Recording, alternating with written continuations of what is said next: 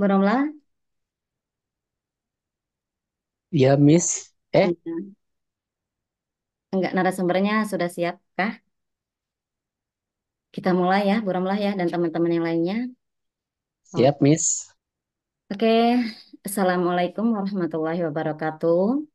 Waalaikumsalam warahmatullahi wabarakatuh.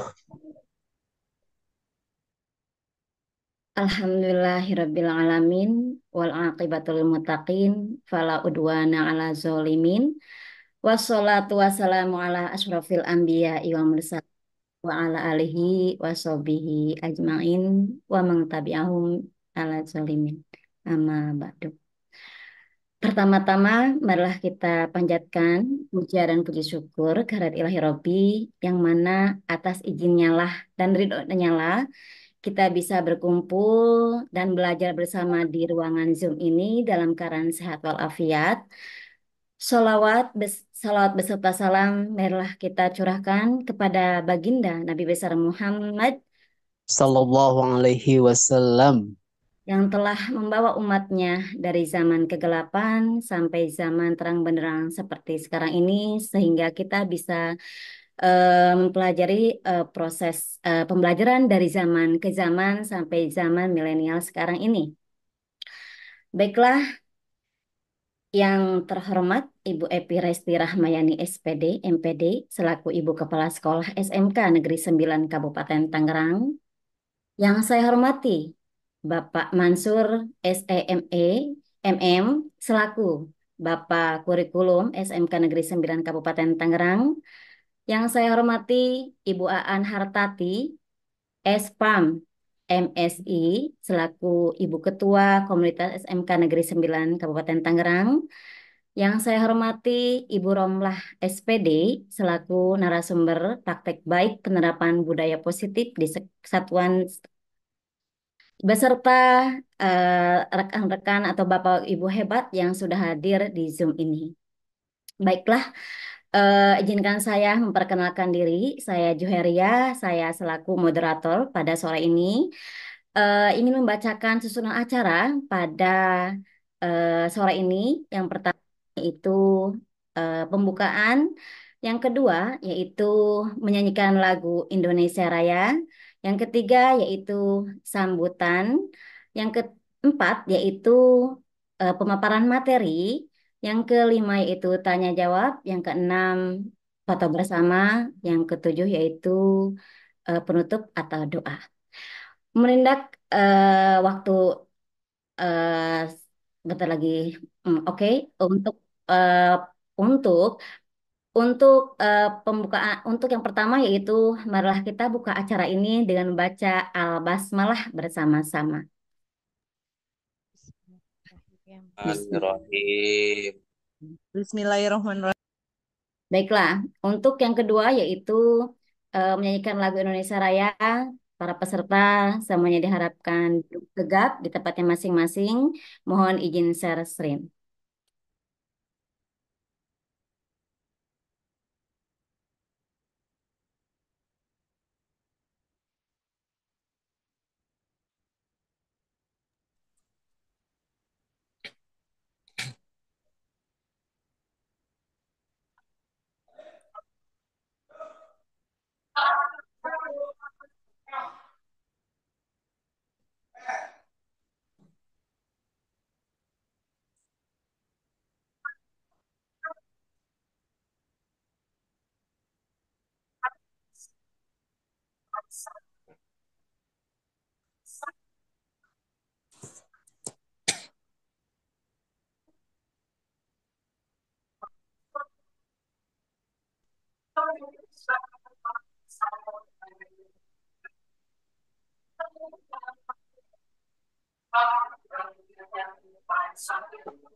Ayatku semuanya, bangunlah jiwanya, bangunlah badannya untuk Indonesia Raya.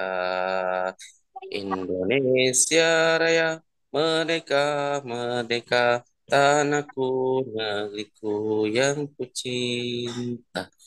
Indonesia Raya, merdeka, merdeka, hiduplah Indonesia Raya. Indonesia Raya, merdeka, merdeka, tanahku, negeriku yang kucinta. Indonesia Raya, merdeka, merdeka, hiduplah Indonesia Raya.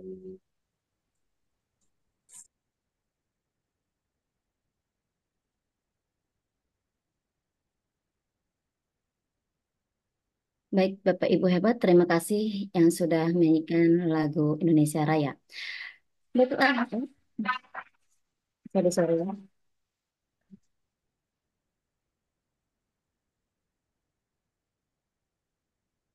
Baiklah, acara selanjutnya yaitu sambutan, yang mana sambutan ini akan eh, disampaikan oleh Ibu Epi Resti Rahmayani. Kepada yang terhormat, Ibu Epi dipersilahkan.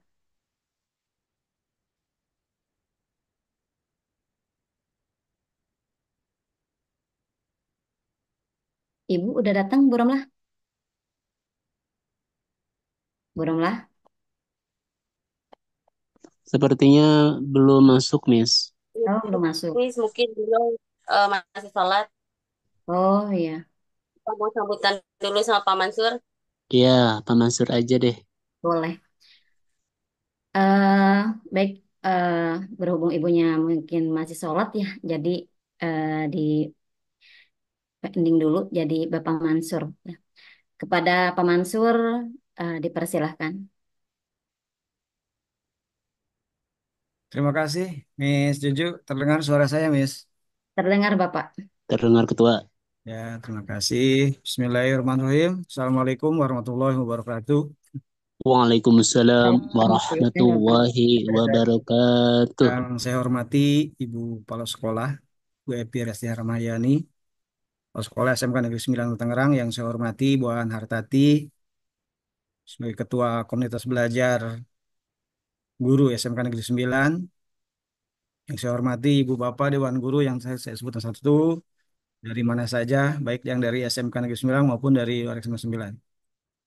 Bapak Ibu yang mengikuti webinar kali ini, syukur alhamdulillah, pertama-tama kita panjatkan puji syukur pada Allah Subhanahu wa taala, kita masih berkumpul lagi, kita masih berjumpa lagi di acara yang insya Allah akan terus konsisten dari komunitas belajar yang 9 untuk berbagi praktik baik, berbagi ilmu pengetahuan bersama-sama, bukan kami yang paling pintar ya, tapi kita berbagi bersama-sama. Saya yakin narasumber nanti ke depan bukan hanya dari guru-guru SMK 9, tapi juga dari luar SMK 9. Ya, mari kita sama-sama berbagi ilmu untuk memperbaiki kualitas diri kita maupun pembelajaran kita yang ada di yang bergerak dalam bidang pendidikan.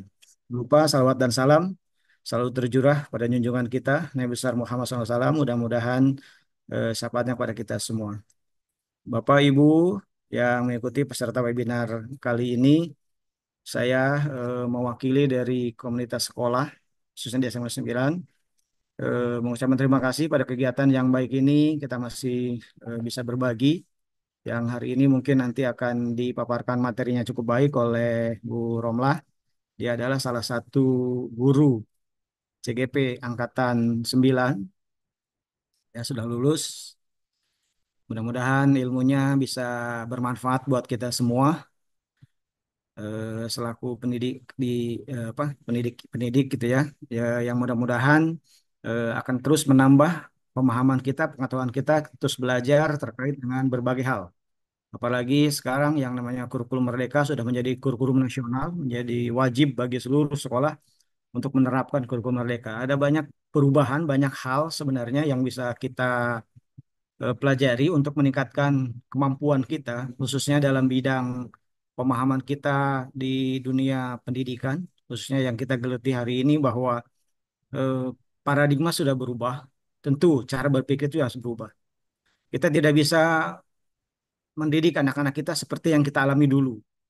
Mungkin Bapak Ibu pernah belajar waktu SD, SMP, bagaimana guru-guru kita mengajar kita. Nah, itu tidak bisa diterapkan pada anak kita pada saat hari ini. Ya, perubahan sudah begitu cepat sekali. Kalau kita tidak berubah, kalau kita tidak mengupgrade diri kita, kita tidak terpeka terhadap perubahan dan paradigma yang terjadi di lingkungan kita, tentu kita akan tertinggal, ya. Apalagi percepatan teknologi sekarang jauh lebih eh, ekspresinya jauh lebih dari yang kita rasakan hari ini. Bagaimana teknologi sudah bisa merubah semua struktur dalam kehidupan kita. Kemungkinan besar banyak pekerjaan-pekerjaan yang hilang karena teknologi itu sendiri. Nah, kita selaku pendidik tentu harus mengimbangi juga bagaimana supaya eh, kita bisa menjadi bagian dari perubahan itu sendiri. Ya, teknologi AI sekarang sudah begitu hebatnya, nyaris bisa menggantikan posisi guru. Walaupun pada kenyataannya guru tidak bisa digantikan. Ada beberapa hal yang tidak bisa digantikan. Salah satunya adalah bagaimana kita membina karakter. Itu yang terpenting sekarang. Ya. Saya masih ingat tahun 2003 saya pernah mengikuti sebuah workshop, ya, workshop yang dilakukan oleh BMTI eh, di Bandung pada saat itu. Dan kami salah satu narasumbernya adalah Dirut PT Pelni, kalau nggak salah ya, PT Pelni.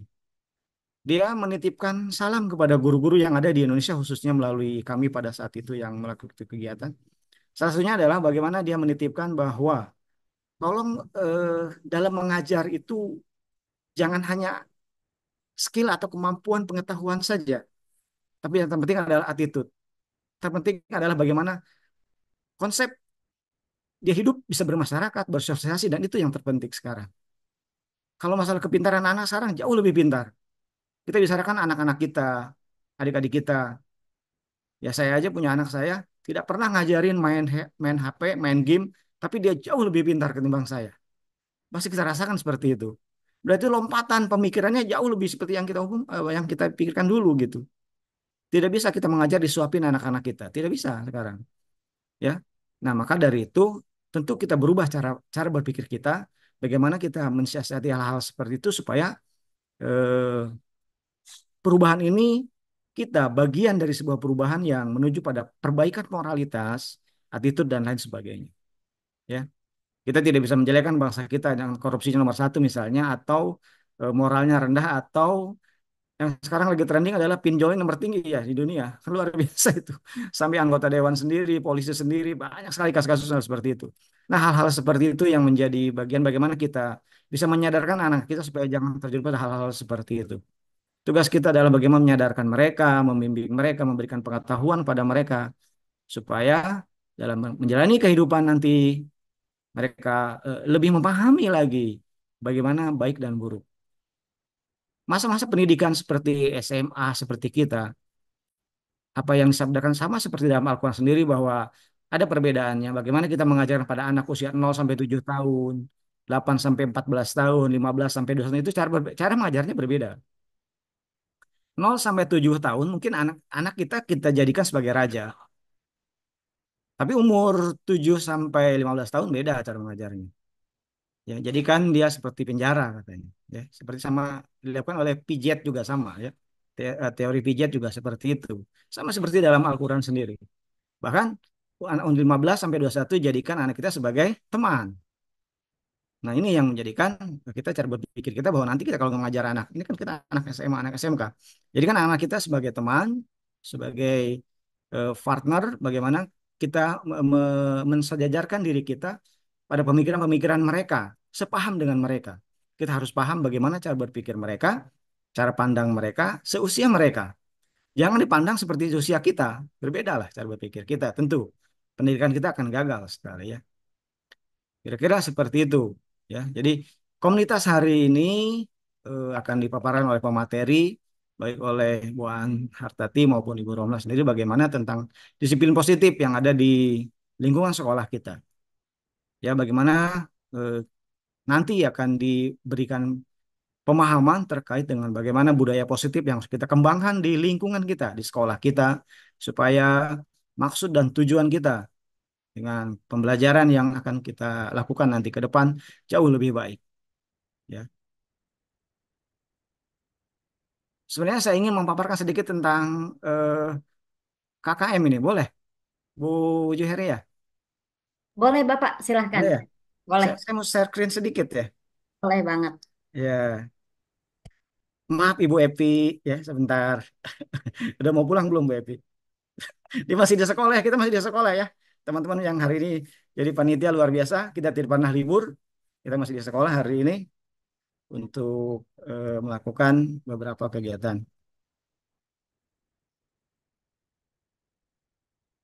Bisa tampil di layar? Bisa Pak, terlihat Pak. Lihat ya? Ya. Ya, sedikit saja. Sebenarnya ini mau di background saya. Ini akan kita lakukan nanti. Sengaja saya memasang itu. Ini tidak akan tercapai pasti nanti di in-house training karena padat sekali materinya untuk di SMA 9 nanti. Tapi saya masukkan hari ini terkait dengan bagaimana cara menentukan KKTP atau kriteria ketercapaian tujuan pembelajaran. Sedikit saja materinya terkait apa yang saya pahami. Kita belajar bersama ya. Bukan saya paling hebat, enggak, sebenarnya enggak juga. Tapi mari belajar bersama-sama gitu ya. Karena ini saya dapatkan semalam, nggak baru dapatnya gitu ya. Masih hangat ini. Oke, kalau dulu mungkin namanya KKM ya. Kalau sekarang KKTP udah berubah ya di kurikulum Merdeka tidak KKM. Oke, fungsi KKM dulu di 2013 itu adalah sebagai pedoman untuk menentukan apakah seorang siswa telah mencapai tingkat ketuntasan belajar yang ditetapkan. Itu dulu. Kita menentukan KKM itu adalah untuk menentukan bagaimana saya itu tercapai atau tidak gitu ya. Tuntas atau tidak. Nah, istilah ketuntasan diganti sekarang menjadi namanya ketercapaian. Perbedaan bahasa itu seperti itu. Lalu apa sih perbedaannya antara KKM dengan KKTP? Perbedaannya seperti ini. Di kriteria ketuntasan minimum atau KKM bahwa indikator ketuntasan KKM itu mutlak angkanya. Dimulai dari 70 mungkin 75 tergantung bagaimana guru menentukan standarnya. Ya, setiap mata pelajaran pasti akan berbeda-beda. Itu indikator ketuntasannya ya. Kemudian tidak ada penjelasan atau deskripsi kenapa mereka mendapat nilai itu. Kemudian ada siswa tidak tercapai indikator ketuntasan, maka diberikan remedial. Kalau tidak tercapai juga, ya dia nilainya di bawah KKM gitu ya, salah satunya. Kemudian KKM cenderung menyamakan kemampuan peserta didik yang berdasarkan pada nilai yang sama. Kemudian tidak mampu membedakan tingkat penguasaan siswa yang memiliki nilai indikator yang sama dengan siswa yang lainnya. Itu dulu KKM. Ada perubahannya. Di KKTP seperti apa? Yang pertama adalah indikator ketercapaian pembelajaran KKTP itu berbentuk deskripsi konkret mengenai keterampilan, kompetensi, dan yang dikuasai siswa. Kemudian indikator ketercapaiannya pembelajaran merupakan bukti bahwa siswa telah mencapai tujuan pembelajaran sendiri. Tidak disarankan menggunakan angka mutlak, ya, angka-angka 70 dan sebagainya. Tidak disarankan karena ada beberapa penilaiannya yang nanti akan dijelaskan lebih lanjut ya. Guru diperkenalkan menggunakan rentang interval boleh 70 dan sebagainya 81 90. Jadi ada rentang, jadi bukan nilai mutlak gitu ya, tapi ada rentang dalam pembuatan KKTP itu sendiri. Deskripsi tentang perkembangan siswa menjadi lebih terukur sesuai dengan kemampuan siswa itu sendiri. Siswa mencapai nilai yang sama dengan siswa lainnya namun dibedakan pada laporan hasil belajarnya. Deskripsi ketercapaian pembelajaran disesuaikan dengan kebutuhan, kemampuan, progres, era perkembangan dan masing-masing siswa. Jadi disesuaikan dengan bagaimana siswa mendapatkan nilai itu gitu. Walaupun nilainya sama misalnya 80, tentu ada perbedaannya nanti. Kemudian apakah ditentukan sudah tidak mencapai indikator ketercapaiannya menggunakan refleksi evaluasi. Itu perbedaan standar dari kami sendiri. Nah, di KKTP itu ada tiga. Ya. Ada tiga bagaimana kita cantumkan KKTP. Yang pertama adalah pendekatan deskripsi kriteria. Yang kedua pendekatan rubrik. Yang ketiga adalah pendekatan skala atau interval nilai. Di cara menentukan KTP-nya tidak satu, tapi ada tiga cara ya. Oke, kita coba cara yang pertama. Pendekatan kita memberikan deskripsi. Nah, seperti yang dicontoh, supaya yang dicontoh dijelaskan di situ bahwa sebentar, ini dia. Pendekatan menggunakan deskripsi, yaitu pendekatan melibatkan penetapan serangkaian kriteria kenusan yang terkait dengan suatu tugas, proyek akhir, atau topik tertentu. Biasanya dalam pendekatan deskripsi itu ada centang saja, ya. Misalnya di salah satu contoh di salah satu mapel. Jadi kriteria deskripsi itu adalah tidak mampu, tidak memadai atau mampu atau tidak mampu dan sebagainya. Seperti itu ya deskripsi itu. Jadi berbentuknya adalah kolom deskripsi. Kemudian pendekatan rubrik sama ya. Misalnya dalam sebuah pembuat laporan kegiatan itu seperti itu. Jadi rubrik itu adalah digunakan sebagai alat untuk mengidentifikasi tingkat pencapaian peserta didik secara lebih terperinci dibandingkan dengan deskripsi kriteria. Lebih terperinci dia. Bisa mengukurnya baru berkembang, layak, cakap, mahir gitu. Jadi ada tingkatannya, tidak hanya dua saja. Kalau tadi menggunakan deskripsi itu hanya dua saja kriterianya, kalau ini lebih banyak lagi, ya. Berkembang. Nah, ini biasanya di P5 diterapkan seperti ini nih, bukan rubrik seperti itu. Kemudian pendataan skala atau interval nilai. Nah, kalau kemarin kita mutlak kan 70, 80, 90 gitu satuan. Nah, sekarang tidak, menggunakan skala. Jadi 0 sampai 40 berarti belum tercapai. 41 sampai 65 belum tercapai ketusannya. 66 sampai 65 dan seterusnya. Kira seperti itu. Nah, ini tugas Bapak Ibu nanti dalam membuat KKTP di modul ajarnya. Eh, karena sebentar lagi tugas kita di kegiatan yang akan kita bangun nanti di Astra ini adalah bagaimana kita membuat modul ajar. Nah, dalam modul ajar itu nanti KKTP di mana Pak? Kata buat awal tahun atau tidak? KKTP tolong diterapkannya disesuai dengan modul ajar yang Bapak Ibu nanti akan bikin. Jadi setiap apa elemen di bawahnya atau setiap kalau dulu KD lah gitu ya. Di bawahnya ada cara penilaiannya.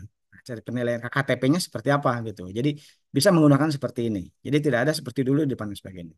Kira-kira seperti itu. Just sharing saja. Mohon maaf, mungkin agak panjang. Saya serahkan kembali kepada pembawa acara. Terima kasih. Kurang lebihnya mohon maaf. Bila kurang. Wassalamualaikum warahmatullahi wabarakatuh. Waalaikumsalam warahmatullahi wabarakatuh. Terima kasih Waalaikumsalam warahmatullahi wabarakatuh. dan sambutannya dan materinya. Alhamdulillah nih, yang tadinya saya nggak tahu KKTP apa, ada perbedaan KKTP dan KM setelah menyimak. Alhamdulillah ada gambarannya Pak Mansur ya. Ya terima kasih banyak ilmunya Pak Mansur. Ibu Epi, Bu Rono udah datang belum ya? Udah ada. Udah ada. Silahkan, Mas. Oke, selanjutnya yaitu sambutan yang akan disampaikan oleh Ibunda kita, yaitu Ibu Epi Resti Rahmayani, ya, SPD MPD selaku Ibu Kepala Sekolah SMK Negeri 9.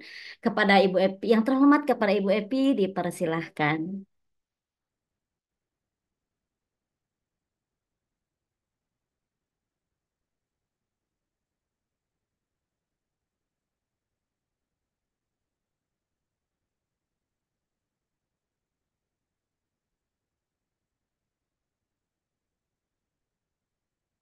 Ibu, apalagi di jalan ya Pak Mansur?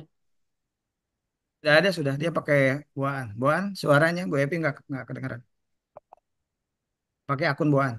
Oh iya.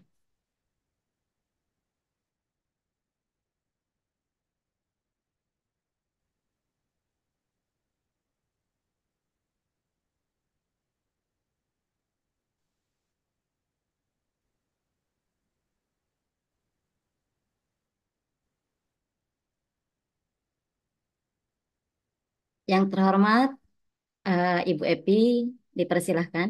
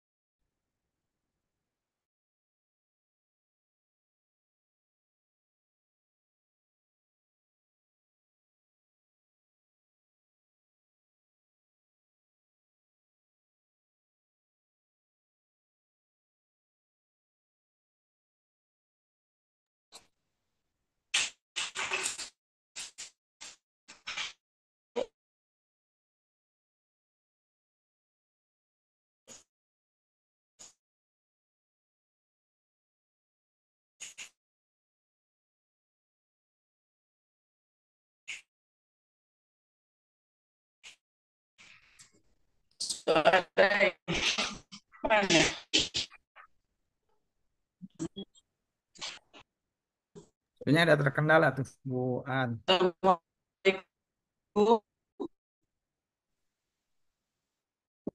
Miss. Iya Bun, gak kedengeran nih.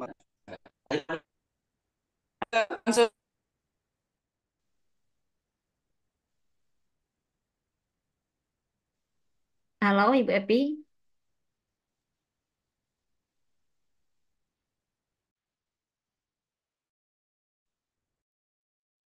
Sebentar. Di sini hujan besar nih kayaknya. Baik, Pak. Takutnya laptop saya yang error.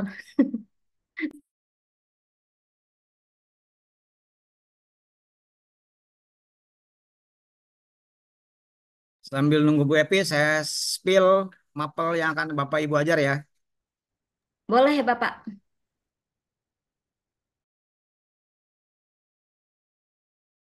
Hari ini spesial ya, ada jam ngajar segala.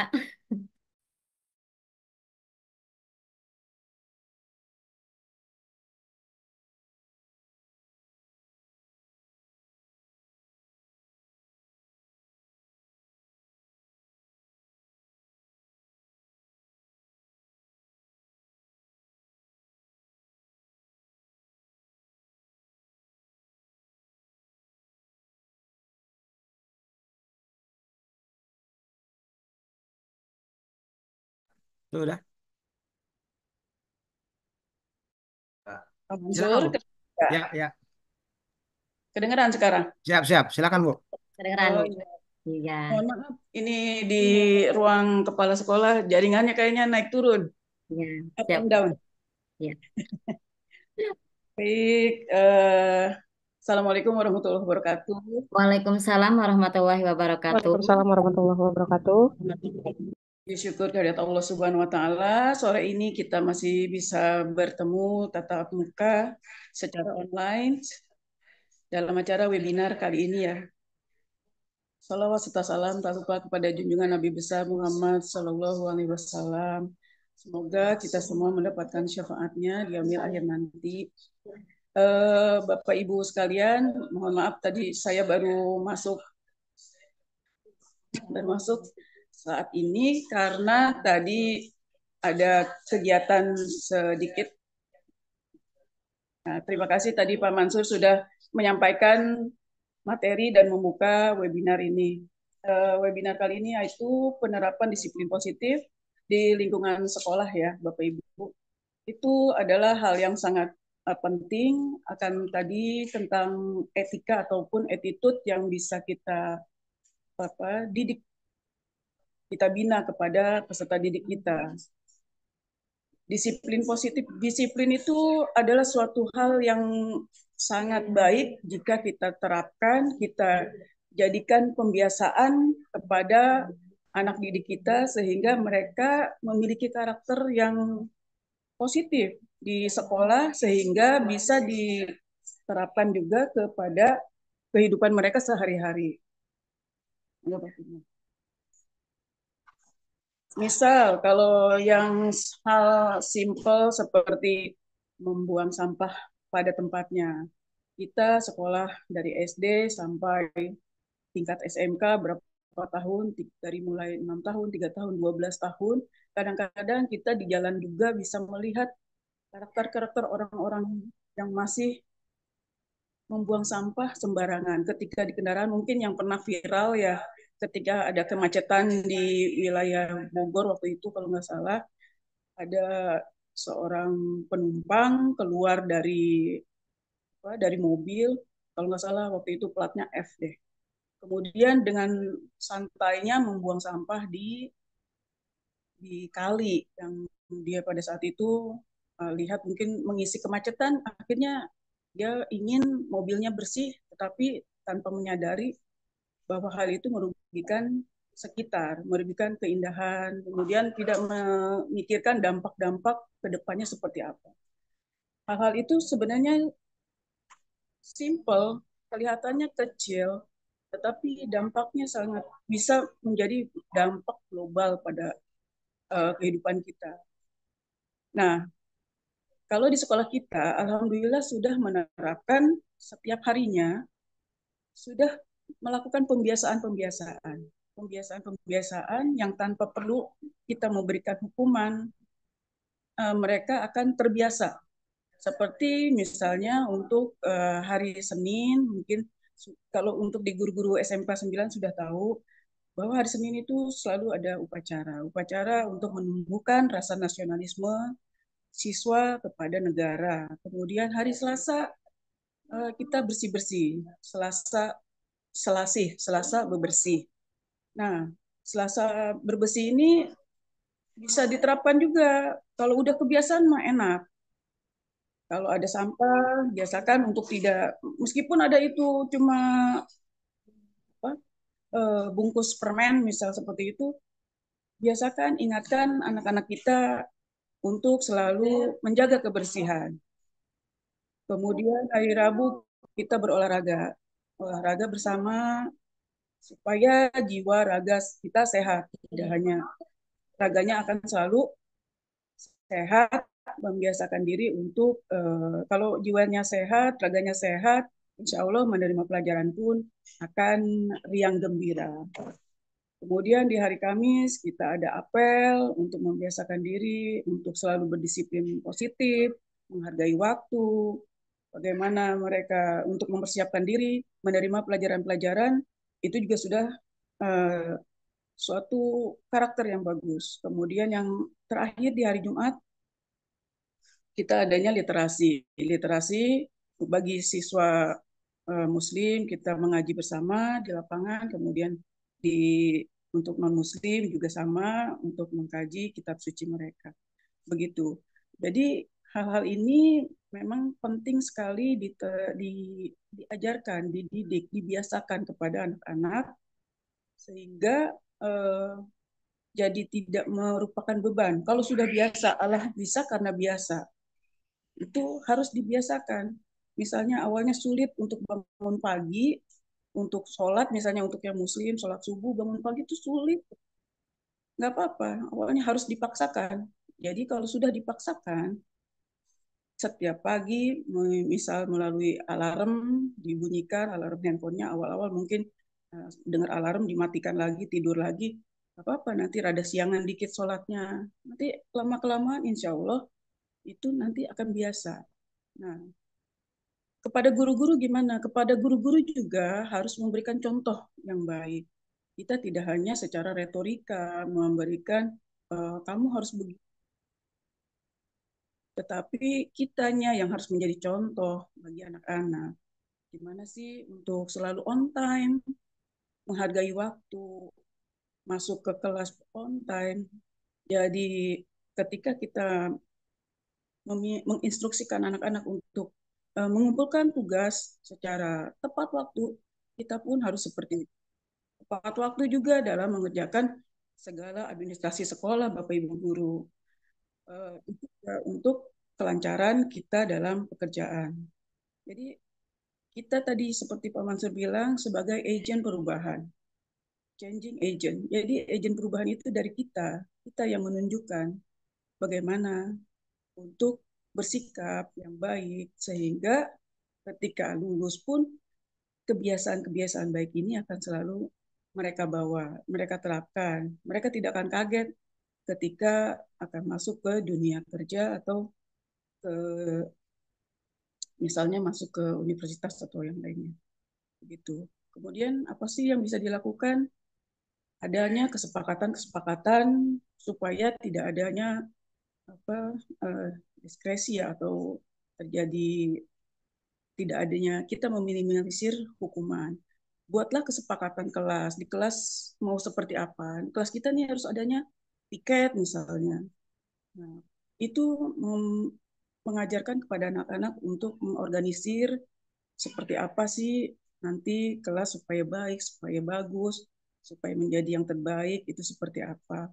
Jadi ada kesepakatan-kesepakatan kelas. Jika sudah baik, akan seperti apa sebagai wali kelas, membina, membimbing selalu. Bapak Ibu jangan bosan-bosan untuk membimbing pada karakter. Memang saat ini kita memang krisis karakter, attitude baik.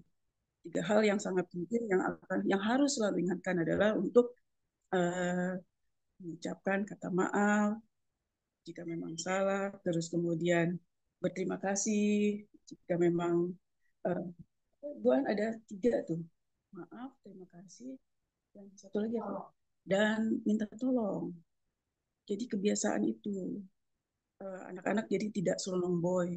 Itu diingatkan selalu tiga hal, minta maaf, tolong, dan berterima kasih. Insya Allah kalau anak-anak bersikap baik, disiplinnya sudah baik juga, akan membawa kebaikan juga kepada anak-anak kita semua. Mungkin itu saja pesan-pesan dari saya selaku kepala sekolah. Kita harus kompak untuk selalu membawa kebaikan kepada anak didik kita, Bapak Ibu sekalian. Terima kasih atas kontribusi Bapak Ibu sekalian dalam segala kegiatan webinar selalu hadir karena ini sangat bermanfaat sekali untuk kita semua. Terima kasih juga kepada Ketua Kombel M9 ya Bu Aan, Pak Mansur dan para guru penggerak dan guru-guru semuanya yang sedang mengikuti webinar. Semoga webinar ini bermanfaat untuk kita semua. Billahi taufiq wal hidayah. Wassalamualaikum warahmatullahi wabarakatuh. Waalaikumsalam warahmatullahi wabarakatuh. Terima kasih Ibunda Epi yang sudah memberikan sambutannya di sore hari ini. Subhanallah, sambutannya sangat luar biasa. Apa ya, benar-benar menggelitik hati saya, Bu, biar agar saya ke depannya lebih menguatkan tentang budaya positif lagi di SMKN 9. Terima kasih Ibu. Oke, acara selanjutnya tadi kalau tidak salah Pak Mansur ya yang akan memaparkan sedikit materi atau gambaran tentang kita. Apa ngajar apa sih kita gitu kan ya? Atau ngajar bla bla bla atau bla bla bla. Oke, kita sambut Pak Mansur yang terhormat, dipersilahkan.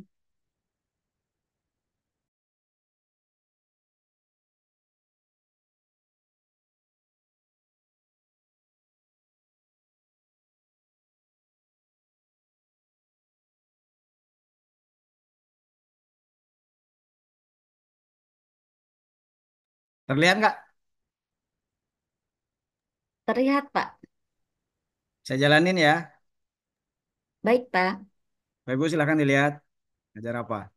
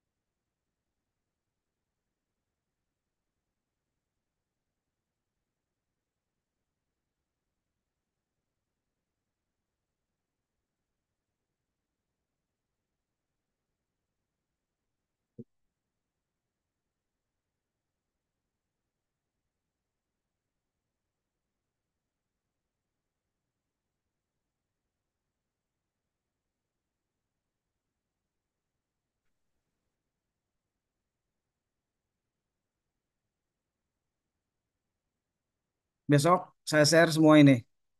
Ibu tinggal langsung aja bikin, udah enak, udah terpapar semua, tinggal isi masukkan. Nah, tinggal bikin rampal saja. Oke, oke, Siap. terima kasih. Lanjut, Bu Jo. Oke, terima kasih Pak Mansur atas gambarannya untuk kita semua, khususnya buat saya pribadi juga nanti untuk mempersiapkan bikin modul ajar ya Pak Mansur ya. Oke, thank you so much lah pokoknya. Oke, next agenda selanjutnya yaitu pemaparan materi. Nah, inilah acara kita, acara inti pemaparan materi yang mana pemaparan materi ini akan disampaikan oleh Bu Romlah SPD. Tapi sebelum Bu Romlah menyampaikan materi, saya akan membacakan profil Bu Romlah terlebih dahulu. Bu Romlah adalah seorang guru penggerak angkatan 9 dan beliau adalah guru bahasa Indonesia di SMK Negeri 9 dan kemudian beliau adalah sebagai bendahara di komunitas guru SMK Negeri 9 Kabupaten Tangerang. Baiklah, marilah kita simak materi tentang budaya positif yang ada di Satuan Pendidikan, khususnya di SMK Negeri 9 Kabupaten Tangerang. Bagaimana cara menerapkan budaya positif, gitu kan? Bagaimana cara membuat kesepakatan kelas, bagaimana cara membuat restitusi dan lain sebagainya. Marilah kita simak pemaparan materi dari Bu Romlah SPD yang terhormat. Bu Romlah, dipersilahkan. Oke, terima kasih Miss Juju selaku moderator. Mohon maaf sebelumnya Saya menggunakan dua perangkat. Apakah suaranya terdengar? Sangat terdengar Bu Romlah. Oke, terima kasih Miss Jujur. Izin scan dulu ya. Siap.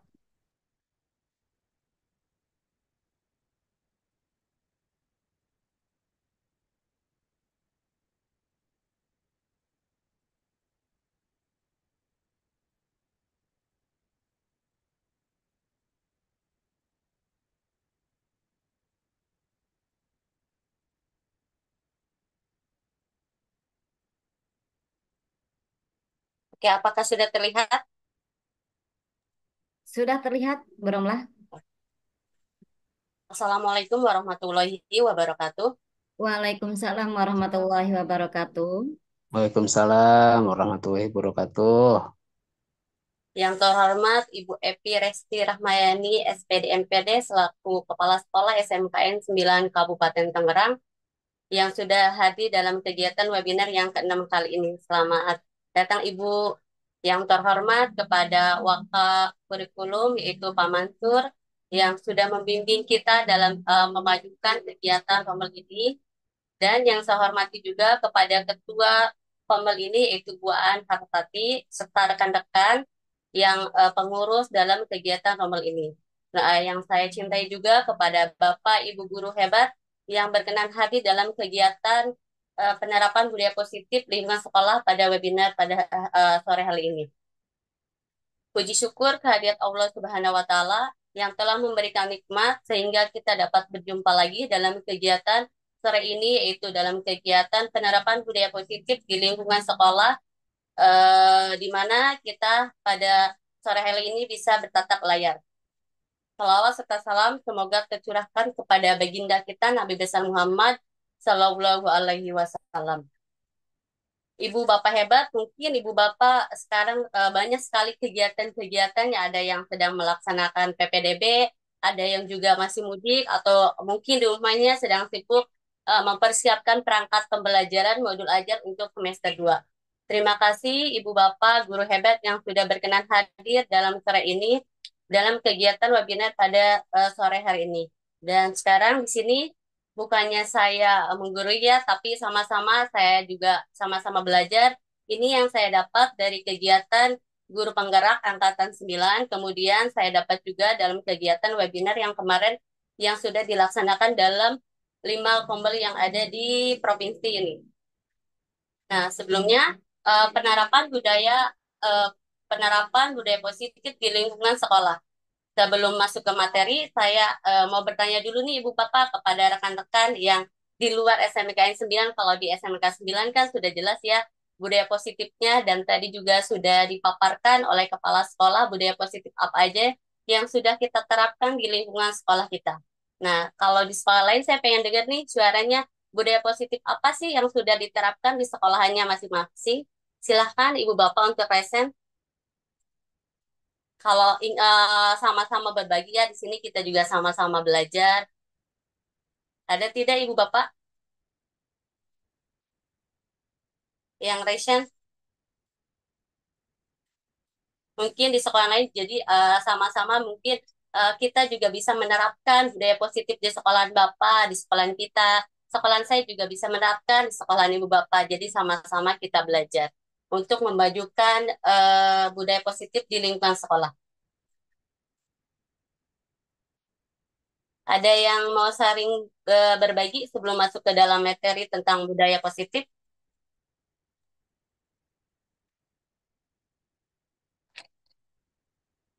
Silakan Raisen Ibu Bapak.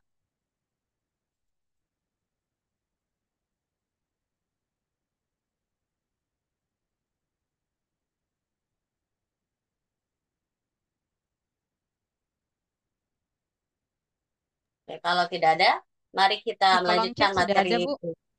Bu Romlah Oh di iya, kolom chat silakan. di Fitri Seli. Jawabnya di Oh, kolom Bu chat. Fitri, ya, silakan Bu Fitri Ya, Seri. dibaca Miss Silakan di kolom admin. chat.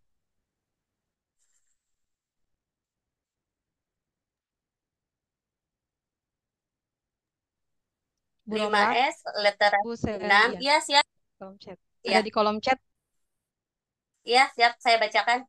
Bu Seli, terima Setuju. kasih budaya positif di SMA 15 ya, berarti di kota itu tentang 5S. Sapa, senyum, salam, literasi senam sehat. Saya ingin menanyakan nih kepada Bu Seli, literasi senam sehat itu yang seperti apa, Bu Seli? Apakah sambil membaca sambil senam-senam atau bagaimana? Silakan, Bu Seli. Aduh, maaf ya, sambil Oh iya, literasi mas senam sehat ya. enggak udah Silakan Bu tuh. Seli, mohon maaf ini. Aku Bapak bukan Halo Bu Romlah. Jadi literasinya biasanya ada membaca bersama di perpustakaan itu, sama tiap hari Jumat juga sama tuh kita juga mengadakan literasi kayak pengajian itu. Nah, kalau senam sehat itu diagendakannya sebulan itu eh, 2 kali atau sekali gitu. Itu jadi ada agenda tersendiri untuk senam sehat. Jadi bukan literasi senam sehat. Itu ada komanya kali kayaknya. Iya, mohon maaf ini ya. Oke, terima kasih Bu Seli. Luar biasa ya. Semoga budaya positif yang sudah diterapkan di SMA 15 itu semakin kompak dan selalu konsisten ya Ibu. Karena konsisten itu lebih penting.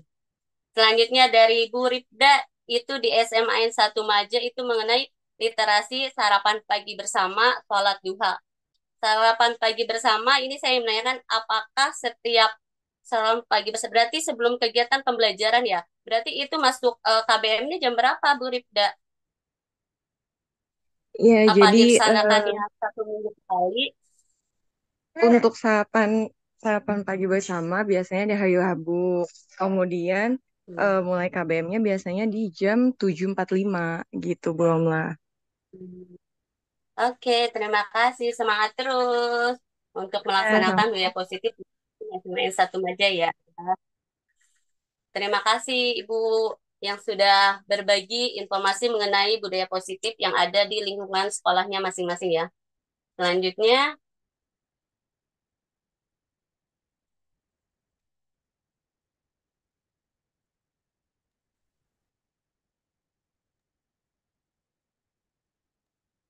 Ada yang raise hand, Bu Romlah. oke boleh sebentar ya. Siapa ini Bu Fatma dipersilakan untuk berbagi mengenai penerapan budaya positif di sekolahannya. Jangan lupa nama sama asal sekolah Ibu. Baik, terima kasih. Assalamualaikum warahmatullahi wabarakatuh. Waalaikumsalam. Waalaikumsalam Waalaikumsalam warahmatullahi warahmatullahi wabarakatuh. wabarakatuh. Warahmatullahi wabarakatuh. Alhamdulillah, terima kasih. Saya Ibu Fatmawati dari Palembang ini, dari SMK Negeri 7 tepatnya. Budaya positif yang kami terapkan, yang pertama adalah senyum, sapa, salam gitu. Yang kedua, satu anak, satu sampah. Jadi setiap hari pagi-pagi begitu mereka datang, mereka harus siap satu sampah yang mereka lalui pada saat mau masuk pekarangan sekolah atau mau masuk ke kelas mereka masing-masing. Eh, yang ketiga, ada Jumat sehat. Jadi ada Jumat sehat, ada libas hari Jumat gitu. Jadi di Jumat itu ada eh, minggu pertama misalnya kita senam sehat, minggu keduanya kita libas atau ceramah begitu. Itu yang biasa kami lakukan di sekolah untuk disiplin positif. Mudah-mudahan dengan mengikuti kegiatan ini eh, bisa bertambah dan bisa kami terapkan. Itu saja yang dapat saya sampaikan pengalaman di sekolah kami. Assalamualaikum warahmatullahi wabarakatuh. Waalaikumsalam Waalaikumsalam warahmatullahi Waalaikumsalam. wabarakatuh.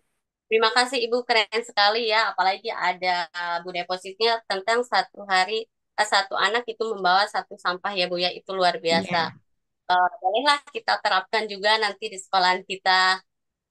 Terima kasih Ibu atas berbaginya mengenai budaya positif ya Bu ya. baik, sama-sama. Oke, selanjutnya kita langsung ke pemaparan materi aja ya Ibu Bapak Guru hebat. Nah, penerapan budaya positif di lingkungan sekolah. Konsep utama budaya positif yang pertama itu mengenai disiplin positif. Nah, punten, udah kelihatan Ya. share screen-nya. Oh, tidak terlihat? Iya, tapi nggak tahu yang lain. Kalau saya nggak kelihatan nih. Miss Deb, Enggak, share screen-nya di HP yang satu lagi. Belum, Bu, Tadi belum sama terlihat. Buan di hide dulu, Buan. Tolong keluarin lagi. Terlihat? belum. Enggak Bentar, berarti terlihat. menunggu dari ketua.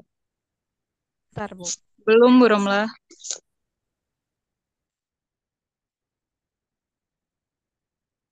Belum, Bu, belum.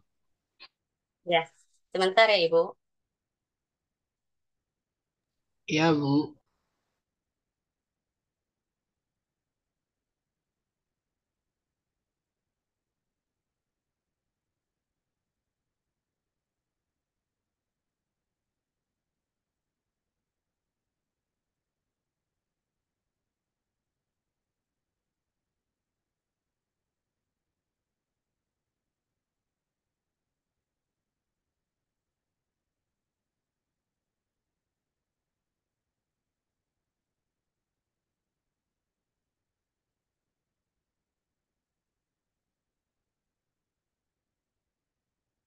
Apakah sudah terlihat?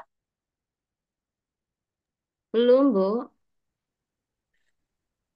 Masih loading, kita menunggu. Oke, soalnya di sini udah nih. Di laptop udah, di handphone belum. Bentar, menunggu ya. Ya,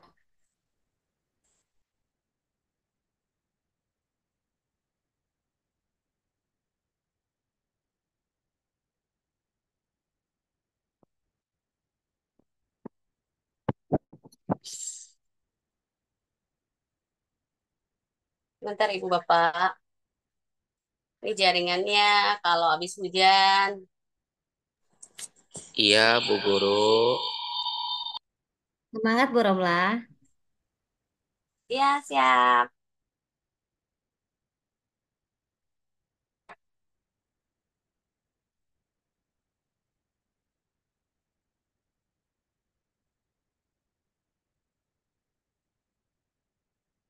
Hmm,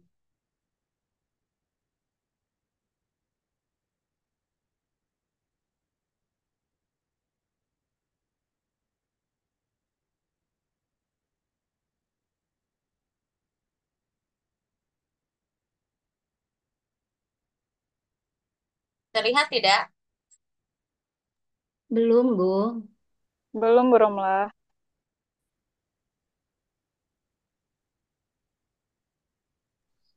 Belum, Bu.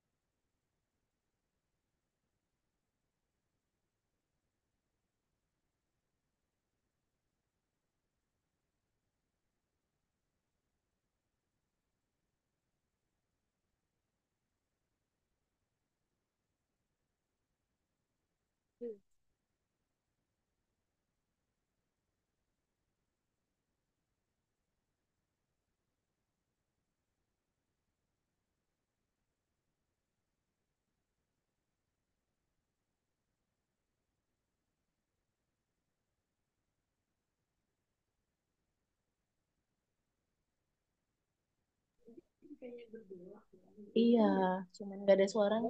Ini error. Aduh, aduh, aduh. Nah, ini udah mulai masuk belum lah? Udah, sebentar ya. Sebentar, ganti dulu. Udah nampak, Bu. Udah nampak. Udah. Oke, sudah terlihat Ibu Bapak? Mohon maaf Sudah, ya. Bu. Sudah, Bu, sudah. Lanjutkan, Bu. Sudah, Oke, Bu. siap. Terima kasih. Penerapan budaya positif di lingkungan sekolah. Konsep utama budaya positif yang pertama itu disiplin positif, yang kedua itu kebutuhan dasar manusia, Yang ketiga, motivasi perilaku manusia. Yang keempat, posisi kontrol restitusi. Kemudian keyakinan kelas dan segitiga restitusi. Nanti saya akan bahas satu persatu ya Ibu Bapak. Dilanjut. Apa sih itu makna disiplin positif? Berasal dari bahasa Latin disiplinen yang artinya belajar. Makna asal dari kata ini berkonotasi dengan disiplin diri dari murid-murid Plato dan Plato. Disiplin diri membuat orang mengenali potensinya menuju sebuah tujuan apa yang dia hargai.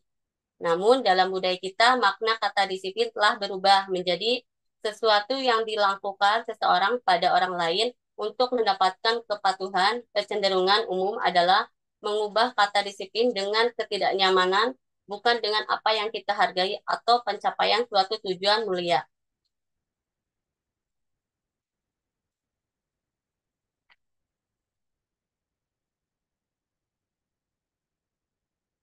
Nah, nilai-nilai universal, nilai-nilai kebajikan universal dalam disiplin positif, yaitu sifat-sifat positif manusia yang merupakan tujuan mulia yang ingin dicapai setiap individu. Nilai-nilai tersebut bersifat universal dan lintas bahasa, suku, bangsa, agama, maupun latar belakang. Setiap perilaku perubahan memiliki suatu tujuan itu menurut Dr. William Glasser pada teori kontrol 1984. Kemudian, dengan mengaitkan nilai-nilai kebajikan yang diyakini seorang, maka potensi motivasi intrinsiknya akan tergabung, sehingga mengarahkan motivasi dari dalam untuk dapat mencapai tujuan mulia yang diinginkan. Itu menurut Jans. Nilai-nilai kebajikan yang ingin dicapai oleh setiap anak Indonesia kita kenal dengan profil pelajar Pancasila, yaitu beriman, bertakwa kepada Tuhan Yang Maha Esa, dan berakhlak mulia, mandiri, benar kritis, berkebinekaan global, bergotong royong, dan kreatif. Inilah nilai-nilai yang sekarang kita kembangkan ya Ibu Bapak di dalam sekolahan masing-masing dengan adanya profil pelajar Pancasila. Yaitu yang pertama pasti beriman. Jadi anak-anak itu beriman, bertakwa kepada Tuhan Yang Maha Esa, kemudian mandiri, menciptakan hal-hal yang enggak diperintahkan, kemudian langsung dilakukan dengan hal-hal yang membuat anak kreatif, kemudian bernalar kritis ketika pertanyaannya sama, tapi ketika dia bisa menjawabnya dengan berbeda, itu bernalar kritis. Contoh, walaupun nih satu orang ditanya rumahnya di mana, kalau seandainya dia biasa aja, pasti jawabnya di Kirana, Bu. Kalau seandainya orangnya kritis, contohnya rumahnya di mana kamu? Rumah saya, Bu, di Blok A, nomor sekian, di Kirana, desa. Nah, itu yang namanya benalar kritis. Walaupun dia pertanyaannya sama, tapi pasti jawabannya akan berbeda-beda. Berkebinekaan global. Berkebinekaan global itu kita bersatu-satu untuk mencapai tujuan yang sama. Jadi tidak ada perbedaan. Bergotong royong. Bergotong royong itu sangat penting karena setiap manusia itu bermakhluk sosial dan selalu bergotong royong. Kita bisa memajukan pendidikan ini dengan adanya gotong royong semua guru. Tidak bisa kita sendiri-sendiri. Sekolah bisa maju dengan adanya guru dan siswa. Tidak bisa sekolah maju dengan adanya hanya siswa.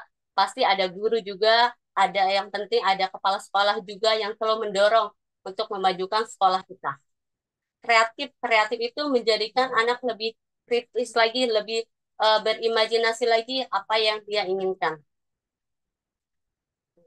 Di sini selanjutnya teori motivasi perilaku manusia, yaitu motivasi ada ekstrinsik, dan intrinsik. Ekstrinsik itu motivasi yang dari luar.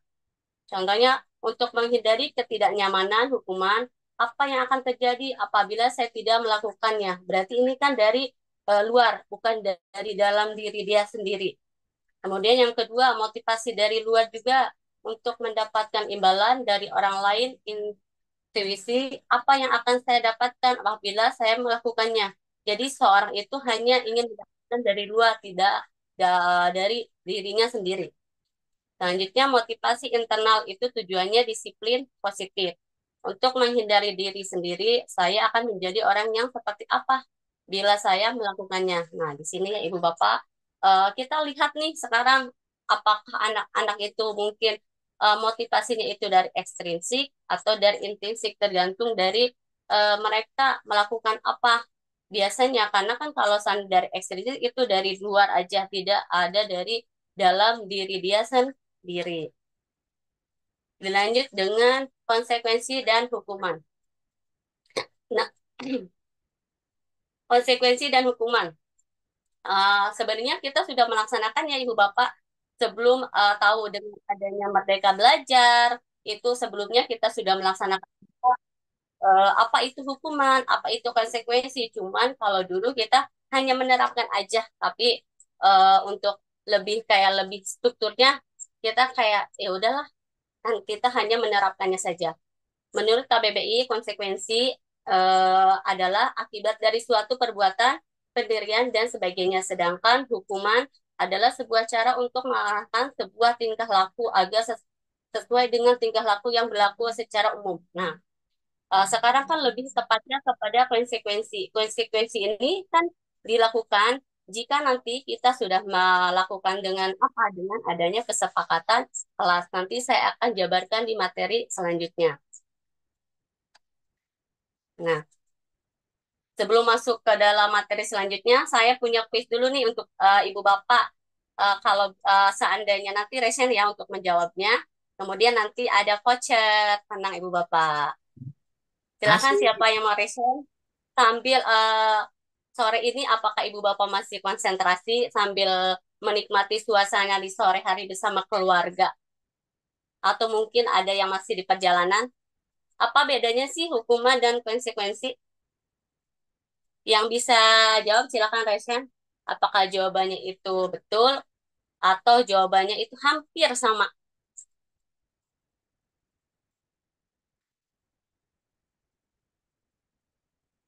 Kalau nanti jawabannya betul, nanti WA ke admin.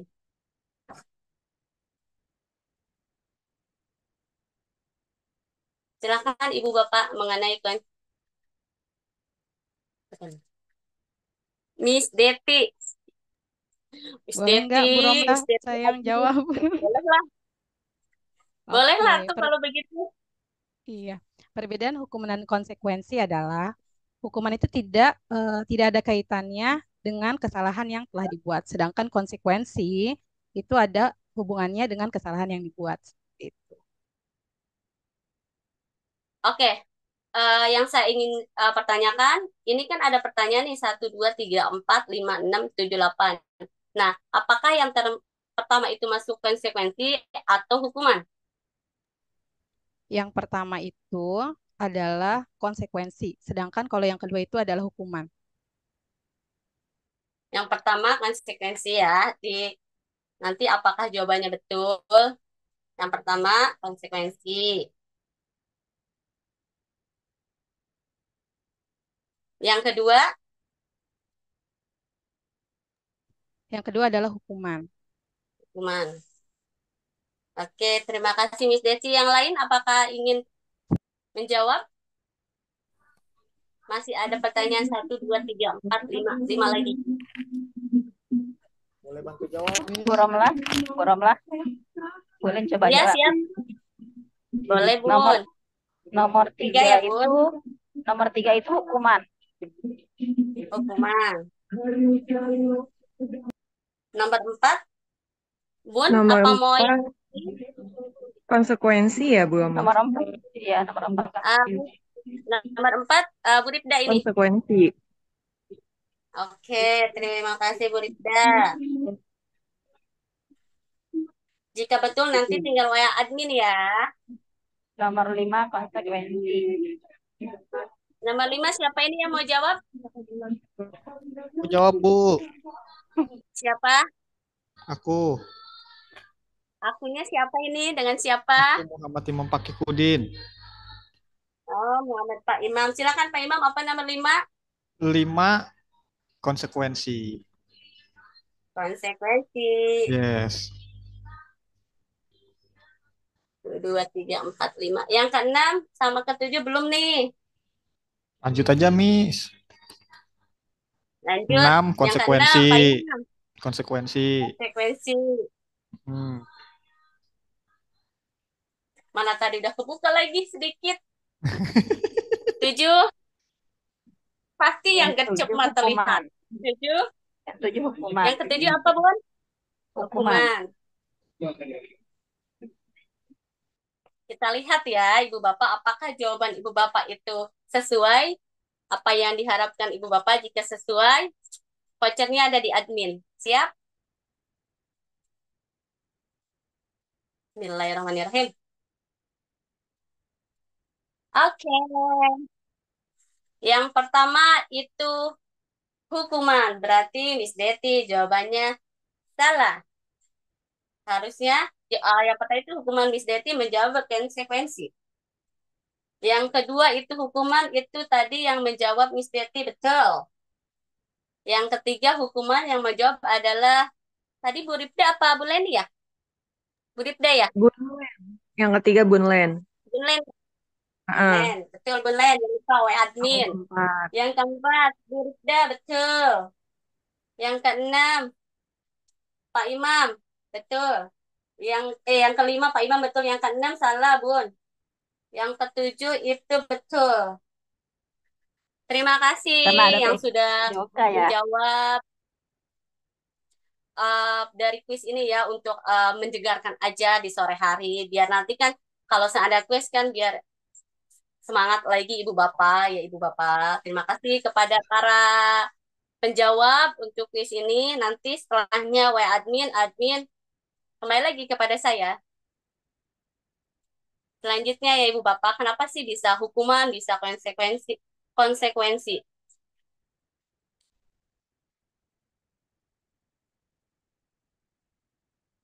Terlihat Ibu Bapak?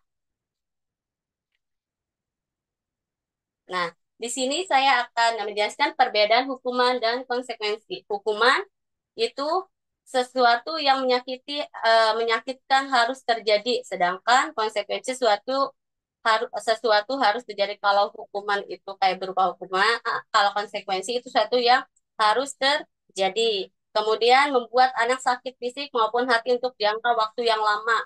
Jadi kalau hukuman itu anak kayak kebayang-bayang aja Ibu Bapak. Jadi dia tidak tentang kayak kesalahannya apa. Jadi anak itu taunya hukumannya aja. Padahal dia itu kan pasti setiap hukuman pasti ada kesalahan. Sedangkan konsekuensi itu membuat anak merasa tidak nyaman dalam jangka waktu pendek. Nah, mereka itu berpikir, oh iya ini kesalahan saya ini ya, saya harusnya begini ya. Tuh. Anak membenci kedisiplinan, sedangkan anak menghargai kedisiplinan. Kemudian perbedaannya paksaan, kemudian konsekuensinya stimulasi atau tanggapan. Terus hukumannya mendorong anak menyakiti diri sendiri, konsekuensinya mendorong anak agar mudah menyesuaikan diri. Selanjutnya konsep diri yang buruk, kemudian konsep diri yang baik. Anak belajar untuk menyampaikan kesalahan, konsekuensinya anak belajar untuk memenuhi peraturan. Dan hukuman marah, rasa bersalah, dipermalukan, merasa tak dihargai. Sedangkan kalau konsekuensi itu kehilangan hak, dibuat tidak nyaman, diasingkan untuk sementara atau time off. Itu adalah perbedaan hukuman dan konsekuensi, Ibu Bapak. Nah, materi selanjutnya itu mengenai tentang restitusi. Sebenarnya ini materi ada ya Ibu Bapak di PMM. Itu mengenai tentang disiplin positif, itu sama seperti ini materinya. Apa itu restitusi? Restitusi adalah proses menciptakan kondisi bagi murid untuk memperbaiki kesalahan mereka sehingga mereka bisa kembali pada kelompok mereka dengan karakter yang lebih kuat. Restitusi juga merupakan proses kolaboratif yang mengajurkan murid untuk mencari solusi untuk masalah mereka dan membantu murid berpikir tentang orang seperti apa yang mereka ingin menjadi tujuan mulia dan bagaimana mereka harus memperlakukan orang lain. Nah, ciri-ciri 9 ciri-ciri restitusi. Yang pertama, bukan untuk menebus kesalahan, namun untuk belajar dari kesalahan. Jadi ketika mereka kesalahan, mereka berpikir lagi nih, oh ya kemarin saya salah ya, harusnya saya jangan begini. Kemudian memperbaiki hubungan ketika ada permasalahan dengan temannya. Tawaran bukan paksaan. Restitusi menuntun untuk melihat ke dalam diri. Menuntut itu mengajak mereka untuk melihat diri mereka itu seperti apa. Restitusi mencari kebutuhan dasar yang mendasari tindakan. Kemudian yang keenam, restitusi diri adalah cara yang paling baik untuk menyelesaikan masalah. Restitusi fokus pada karakter bukan tindakan. Kemudian yang ke-8, restitusi fokus pada solusi. Restitusi menggalikan murid yang berbuat salah pada kelompoknya. Nah, restitusi itu berkaitan dengan segitiga restitusi ya Ibu Bapak. Nanti akan dibahas lagi materi selanjutnya. Jadi ketika anak ada salah, itu nggak langsung ditanya dulu, kenapa bisa melakukan itu, solusinya apa. Coba kemarin diingatkan lagi kesepakatan di kelas yang sudah Ibu Bapak buat. Nah, sekarang mengenai tentang keyakinan kelas. Nah, keyakinan kelas mungkin nanti Ibu Bapak akan buat kembali di semester 2 ya Ibu Bapak. Mungkin mengingat kembali semester 1 Ibu Bapak sudah membuat keyakinan kelas. Tapi karena kan libur, anak-anak lupa lagi, apalagi kalau seandainya keyakinan kelas yang Ibu buat itu tidak di print atau tidak ditempel di dinding kelas Ibu Bapak. Sehingga kan anak suka lupa. Jadi alangkah baiknya nanti di semester ajaran yang kedua ini, semester 2 Ibu Bapak membuat lagi keyakinan kelas, kalau enggak mengingat kembali lagi yang semester 1, kemudian di print out, kemudian ditempel aja Ibu Bapak di dinding, biar anak-anak ketika lupa, oh ya silahkan dilihat kesalahannya apa, seperti itu Ibu Bapak. Kalau seandainya secara lisan aja kan suka lupa, kalau seandainya dengan adanya tulisan, jadi ada bukti. Jadi ketika anak melakukan kesalahan, bisa lihat lagi kemarin kita sudah membuat keyakinan kelas, buat kamu kesalahannya apa. Nah, seperti itu Bapak. Jadi ketika anak lupa keyakinan kelas, tinggal dilihat lagi di dinding yang sudah ada. Seperti itu Ibu Bapak. Yang pertama, guru berperan dalam mewujudkan terbentuknya keyakinan kelas, keyakinan sekolah atau kelas dengan adanya kesepakatan antara guru dan murid. Yang kedua, keyakinan kelas sekolah merupakan kesepakatan yang mudah diingat, dipahami, dan diterapkan dalam lingkungan sekolah. Nah, keyakinan kelas ini kan nggak usah yang kayak panjang-panjang, yang sedikit tapi anak mengingat kembali. Atau mengingat terus, oh ya kemarin sudah bikin keyakinan kelas nih sama wali kelas. Enggak, keyakinan kelas ini Ibu Bapak tidak hanya dengan wali kelas ya, tetapi dengan guru mata pelajaran juga tidak apa-apa, dengan guru mata pelajaran matematika, bahasa Indonesia nggak apa-apa. Jadi biar kelasnya itu rame, jadi kelasnya itu kan kayak berwarna, jadi tidak ada pos aja. Contoh ini keyakinan kelas mata pelajaran bahasa Indonesia, keyakinan kelas mata pelajaran matematika, karena setiap guru itu kan punya kesepakatan atau keyakinan kelasnya masing-masing. Nah, kebutuhan keyakinan kelas itu yang pertama lebih abstrak dari peraturan, berupa pernyataan universal, dibuat dalam bentuk positif, sedikit saja agar mudah diingat, sesuai dengan kondisi kelas dan sekolah agar mudah diterapkan. Semua siswa di kelas dilibatkan saat membuat keyakinan kelas. Jadi keyakinan kelas itu dibuat tidak hanya hanya struktur kayak ketua kelas, kemudian bendahara dan anggota sekelompoknya. Sedangkan yang tidak menjadi pengurusnya tidak ikut, tidak boleh. Jadi kita harus kooperatif, jadi semuanya harus terlibat ketika membuat keyakinan kelas. Nah, ada quiz lagi Ibu Bapak, biar di sore hari ini kita semangat untuk melaksanakan kegiatan webinar ini ya Ibu Bapak. Karena webinar ini adalah yang ke-6, selanjutnya nanti akan melaksanakan webinar selanjutnya, kita akan undang dari BGP. Jadi pematerinya nanti akan dari luar juga ya Ibu Bapak. Silakan yang mau menjawab, selalu kembali buku ke tempat. Keyakinan kelas itu apa? Apakah tanggung jawab? Apakah disiplin? Karena keyakinan kelas itu nggak usah ribet-ribet. Membuatnya itu sedikit, cuman mudah diingat sama peserta didiknya. Yang bisa silakan raise hand. Sebentar ya Ibu Bapak, iklan minum dulu.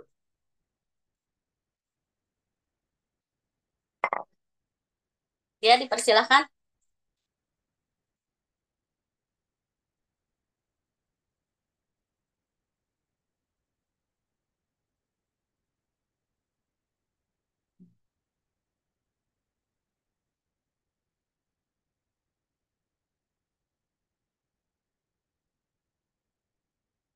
Selalu kembalikan buku ke tempat, termasuk keyakinan kelasnya apa? Apakah kedisiplinan? Apakah tanggung jawab? Dilarang mengganggu orang lain, termasuknya ke apakah saling Boleh Romo? menghargai. Iya, silakan. Siapa? Ya, Fitri Bu. Fitri, Bu Seli, Fitri. Ya. Bukan, absen dulu atuh, jadi kan nggak langsung. Kan Bu ini Romlah? ini maaf sambil di jalan soalnya. Aku langsung Oh aja. iya, siap. Yang pertama apa, Bu Fitri Seli? Aku kembalikan, saya kembalikan buku ke tempatnya, tanggung jawab kali ya. Ya, boleh. Tanggung jawab. Ya, kalau dilarang mengganggu orang lain kan lebih ke menghargai. Berarti saling menghargai ya. Menghargai. Terus, ini aku aja yang jawab enggak kan? Apa udah segitu aja? Boleh, boleh. Boleh mau semuanya apa mau segitu aja, terserah Bu Seli. Nih, yang hadir di sekolah 15 menit sebelum itu termasuk ke disiplin ya. Disiplin. Udahlah segitu aja biar yang lain jawab. Betul. Terima Oke, kasih. terima kasih Bu Seli. Nanti jawabannya apakah jawaban Bu Seli itu sesuai atau tidak ya Bu Seli? Ya, siap Bu Tinggal Romlah. nomor- Ya, terima kasih. Tinggal nomor 4, 7, 8, 9, Ibu Bapak, dipersilahkan. Sambil berpikir sejenak, sambil mungkin nanti ada gambaran buat nanti membuat keyakinan kelas di kelasnya. Ada lagi?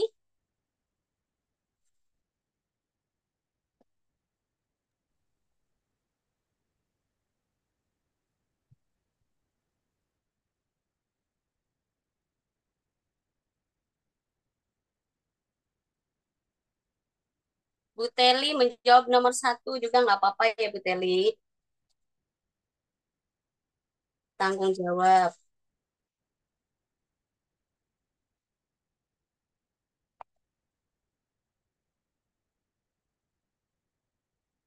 Yang lain bagaimana? Saya Bu Romlah boleh. Boleh, Bapak, dipersilahkan, Nomor Paman. berapa? Nomor 4. Nomor 4. Dilarang melakukan Dilarang kekerasan. melakukan kekerasan. Mm-mm. Ya, itu menghormati orang lain. Menghormati orang lain. Ya. Nomor 5, dilarang Tidak menggunakan narkoba mencontek ya. saat ujian. Ya, tidak mencontek saat ujian, Bapak. Dilarang menggunakan narkoba. Dilarang menggunakan narkoba. Itu kesehatan ya? Yang nomor 5, Pak. Nomor 5 itu soalnya tidak mencontek saat ujian. Oh, tidak mencotek. Jujur dalam hati, tindakan dan perbuatan. Ya, jujur. Kejujuran. Jujur. Terus, Oke. Pak Yang Imam gantian, keenam. gantian Pak Imam. Boleh, Pak Imam. Yang keenam. Bergantian atau menunggu giliran. Budaya antri. Jadi, Budaya antri. ya tertib. Tertib. Yang ketujuh. Tanggung jawab. Menjaga lingkungan apa tadi? Siapa? Pak Firman ya, Pak Firman. Iya, tanggung jawab. Tanggung jawab. Yang terakhir, 8. Siapa?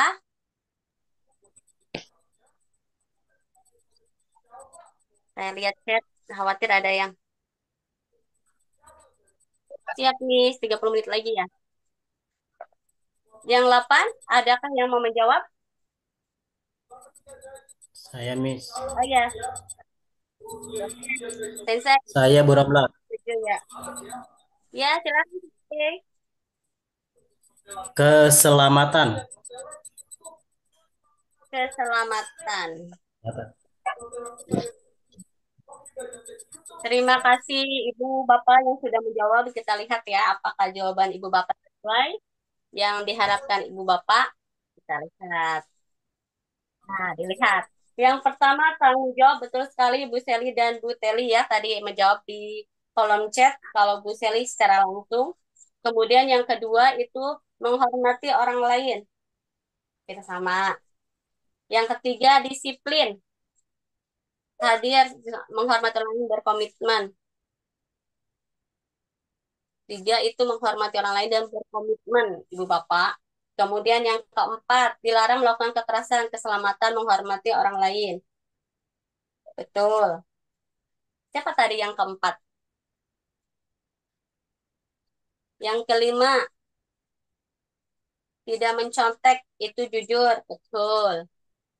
Bergantian atau meniru orang lain, menghormati orang lain, atau Yes. bersabar. Nah, salah berarti. Yang ketujuh, kebersihan ya. Salah, Pak Firman. Yang ke-8, keselamatan. Oke. Yang betul, jangan lupa japri ke admin.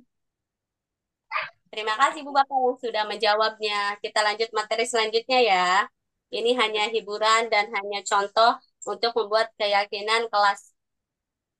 Nah, selanjutnya saya akan bahas tentang kebutuhan dasar manusia. Nah, kita sebagai manusia pasti memiliki kebutuhan dasar manusia di sini. Ada 5 kebutuhan dasar manusia. Yang pertama itu bertahan hidup. Pasti setiap orang itu bertahan hidup dalam hal apa? Hidup dalam misalnya dalam kesehatan, rumah, dan makan. Yang kedua itu kasih sayang dalam merasa diterima. Kasih sayang itu meliputi hubungan dan konsekuensi sosial, kebutuhan untuk memberi dan menerapkan kasih sayang, dan kebutuhan untuk merasa menjadi bagian dari suatu kelompok. Jadi kita dalam suatu manusia pasti membutuhkan kasih sayang dan rasa diterima. Kemudian yang ketiga, penguasaan. Penguasaan itu kebutuhan ini hubungannya dengan kekuasaan untuk mencapai suatu, menjadi kompeten, terampil, diakui atas prestasinya. Yang keempat, itu tentang kebebasan. Jadi setiap manusia itu memiliki kebebasan atau kemandirian atau pilihan yang dia inginkan. Jadi dia itu pengen kebebasan. Apapun yang dia inginkan, pokoknya mah dia pengen itu. Yang terakhir adalah kesenangan. Nah, di sini kesenangan itu pasti setiap orang itu memiliki kesenangan sesuai dengan kesenangan beriman, bertakwa. Jika seorang itu tidak memiliki kesenangan, akan begitu pahitnya kan dengan kehidupan ini. Pasti setiap orang itu memiliki 5 kebutuhan ini ya Ibu Bapak. Apalagi mengenai tentang kasih sayang dan rasa ingin diterima. Ya, selanjutnya karena waktunya kan hanya masih 30 menit lagi, tidak terasa ya. Di sini saya akan menjelaskan tentang 5 posisi kontrol seorang guru. Yang pertama ada penghukum, pembuat rasa bersalah, teman, pemantau, dan manajer. Nah, dan di sini itu kita sebagai guru termasuknya kemana sih? Apakah ke penghukum atau pembuat rasa bersalah, teman, pemantau, dan manajer nih? Saya akan menjelaskan. Nah, posisi kontrol seorang guru itu termasuk ke dalam manajer. Kenapa bisa disebut dengan manajer? Yang pertama, guru berbuat sesuatu kepada murid, mempersilahkan murid, bertanggungjawabkan dan mendukung murid mencari solusi. Yang kedua, posisi manajer mengacu pada restitusi yang menjadikan murid sebagai manajer bagi dirinya sendiri sehingga terciptanya identitas bagi dirinya sendiri. Jadi 5 kontrol itu posisi kontrol seorang guru itu menjadi manajer ya Ibu Bapak. Dilanjut segitiga restitusi. Mungkin Ibu Bapak sudah melaksanakan di kelasnya, walaupun di tempat kegiatan ketika temannya lagi curhat atau apa, Ibu Bapak sudah melaksanakan tentang kegiatan segitiga restitusi. Sering kita lihat ya Ibu Bapak, apalagi sekarang ketika anak ada permasalahan, ketika guru curhat kepada temannya atau apa, pasti Ibu Bapak ketika sudah belajar di PMM, kita laksanakan yuk segitiga restitusi. Apakah yang Ibu dapat itu, apakah yang Ibu dapatkan di ilmu PMM atau mungkin di kegiatan yang lain itu, silakan Ibu Bapak ya. Di sini segitiga restitusi itu yang pertama itu tentang menstabilkan identitas, kemudian menanyakan keyakinan dan validasi kebutuhan. Nah, di sini ya. Pertama, nggak mungkin kan ketika permasalahan itu langsung kamu kenapa bisa berantem ini? Pasti kita akan mencari solusinya, mencari pertanyaan itu. Nggak mungkin seorang itu bermasalah tanpa ada sebabnya. Nah, silakan Ibu Bapak dicoba nanti di kelasnya ketika pertemuan semester kedua, ketika ada anak yang bermasalah, silakan melakukan segitiga restitusi bersama temannya. Si anaknya dipanggil dulu sama Ibu Bapak, atau ketika rekan ibu bapak yang sedang curhat, silakan melakukan segitiga restitusi. Ini lebih menyenangkan dan supaya apa? Supaya solusinya itu tidak dari kita, tapi solusinya dari yang bermasalah tersebut. Jadi kita hanya sebagai perantara aja. Nah, contoh di sini tentang menstabil.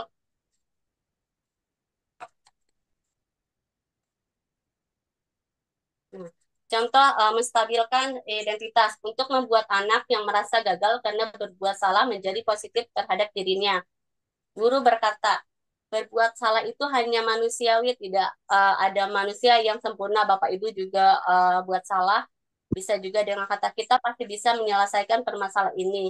Bapak Ibu tidak tertarik untuk mencari tahu siapa yang benar, siapa yang salah. Bapak Ibu lebih tertarik untuk menyelesaikan masalah. Kemudian kalau kamu menyalahkan dirimu sendiri terus menerus, apakah kamu bersikap baik pada dirimu sendiri? Nah, di sini kita menstabilkan identitas, mencari permasalahannya terlebih dahulu. Kemudian yang kedua, validasi keyakinan.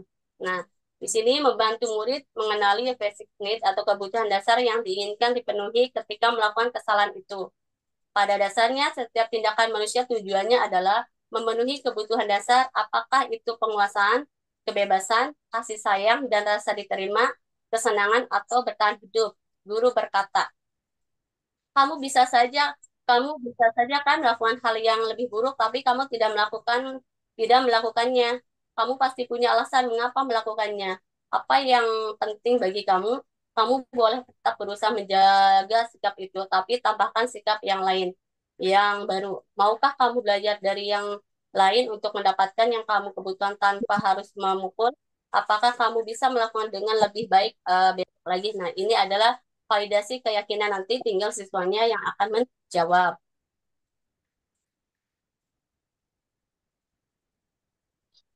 Selanjutnya menanyakan keyakinannya.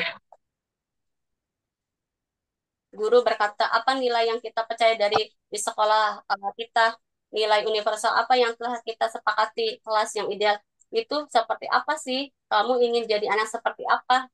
Kamu rasakan ketika kamu lakukan itu. Kamu menjadi orang yang seperti apa? Nah, ini adalah contoh-contoh kata-kata yang guru berkata, kemudian nanti siswanya tinggal menjawab. Itu adalah segitiga restitusi. Nah, di sini saya akan menjelaskan tentang budaya positif yang ada di lingkungan SMKN 9 Kabupaten Tangerang. Sebelumnya tadi sudah dipaparkan oleh Kepala Sekolah SMKN 9 Kabupaten Tangerang. Di sini saya akan memaparkan kembali. Yang pertama itu budaya positifnya itu di sini ada rekan guru-guru kita di sini melakukan aksi nyata atau melakukan berbagi praktik di PMM sebelum melaksanakan dalam kegiatan webinar secara online. Kita melakukan dulu secara offline. Ini kita pertama dilaksanakannya itu 1 minggu 1 kali setelah kegiatan pembelajaran. Dan kita itu dilaksanakannya itu pertama awal itu di bulan Januari tahun 2023. Berarti hampir mau 1 tahun kita melaksanakan kegiatan ini. Dan ini pertama kali itu dilaksanakan dan dikembangkan, atau yang pertama itu menggerakkan itu yaitu Bu Aan sebagai ketua, yaitu CGP Angkatan GP Angkatan 7. Kemudian kita semua mengikuti kegiatan ini. Alhamdulillah dengan adanya kegiatan ini kita bisa melaksanakan aksi nyata di PMM itu saling berbagi, karena di situ ada pas kegiatan aksi nyatanya itu kita saling berbagi kepada rekan guru yang lain. Jadi kita lebih enak lagi aja ketika nanti kita menjelaskan pemaparan materinya. Yang kedua itu tentang upacara, yaitu tentang kedisiplinan yang sering dilaksanakan mungkin di sekolah ibu bapak juga di hari Senin. Kemudian untuk menjaga lingkungan bersih kita dilaksanakan di hari Selasa, Selasa bersih. Kemudian literasi kita dilaksanakan di hari Jumat. Dan ini kegiatannya selanjutnya itu tentang jiwa raga sehat kita dilaksanakan di hari Rabu. Kemudian ini budaya positif tentang class meeting kita laksanakan setelah kegiatan berakhir atau setelah UKK atau PAS. Ini kegiatannya itu tidak hanya siswanya tapi gurunya juga ikut aktif di sini. Dan di sini sudah terlihat Ibu Bapak, ini guru guru berserta peserta didik sedang lomba. Jadi di sini tidak hanya siswanya aja, tapi gurunya juga ikut berpartisipasi dalam kegiatan kelas meeting ini. Dan kita juga di sini budaya positif itu tidak hanya dari dalam, tapi dari luar juga, yaitu tentang sekolah kegiatan gerakan Banten membaca. Nah, di sini kita ada datang dari luar, kemudian kepala sekolah memberikan motivasi kepada peserta didik agar rajin membaca. Setelah itu mereka bisa setelah membaca biasanya rajin menulis, membuat novel, dan di sini juga ibu kepala sekolah sudah membuat buku. Ya, jadi memberikan motivasi kepada peserta didik agar mereka itu hobi membaca. Selanjutnya di sini ada budaya positif itu berkaitan dengan profil pelajar Pancasila. Mereka membuat sekresi mungkin tentang rumah adat. Kemudian dalam kegiatan ini kita kolaborasi dengan PKWU. Jadi adanya nanti Market Day. Itu aja budaya positif, banyak sekali sebenarnya budaya positif yang sudah kita laksanakan, apalagi berkaitan dengan ekskul ya Ibu Bapak, di sekolah itu banyak sekali ekskul ini sebagian budaya positif yang ada di SMKN 9 Kabupaten Tangerang. Itu aja pemaparan mengenai budaya positif. Saya kembalikan kepada moderator.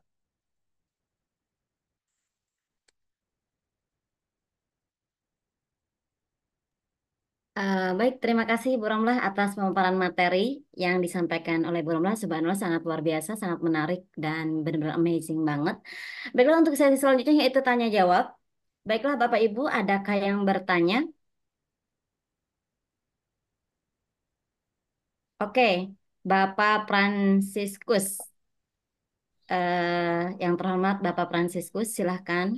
Baik, selamat malam Ibu. Perkenalkan saya Fransiskus dari Nusa Tenggara Timur, Ibu. Oh iya, subhanallah. Ya. Pertanyaan saya pertama tadi menyangkut dengan restitusi di sekolah. Pertanyaannya, apakah restitusi itu bersifat wajib diterapkan di sekolah atau tidak? Yang kedua, seandainya restitusi tidak berjalan dengan baik, apakah yang harus kita lakukan? Seperti itu. Dan yang terakhir, apakah keyakinan kelas sama dengan kesepakatan kelas? Terima kasih, Bu.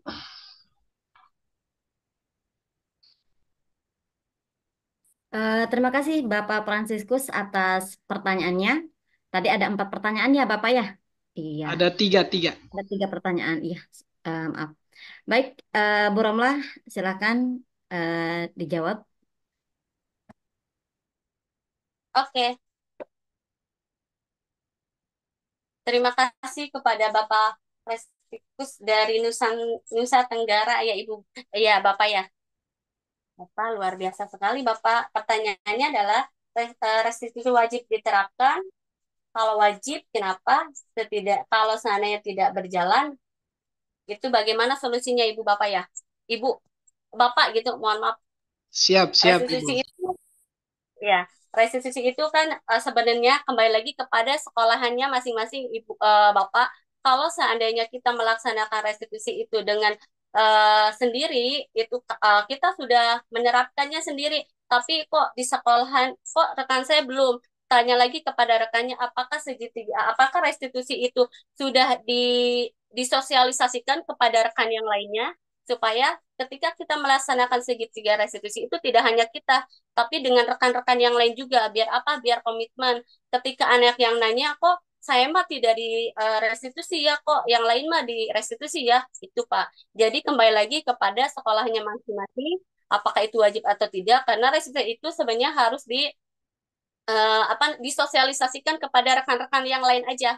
Contoh, kok Bapak cara menanganinya seperti ini ya, kok saya seperti ini kan. Apalagi kalau seandainya anaknya itu bermasalahnya, ada 2 orang bermasalah. Yang satu ditangani sama guru yang sudah melaksanakan restitusi, yang satu belum. Pasti anak kan berdua itu nantinya berkomunikasi, Pak. Jadi kembali lagi kepada sekolah ya, Pak ya.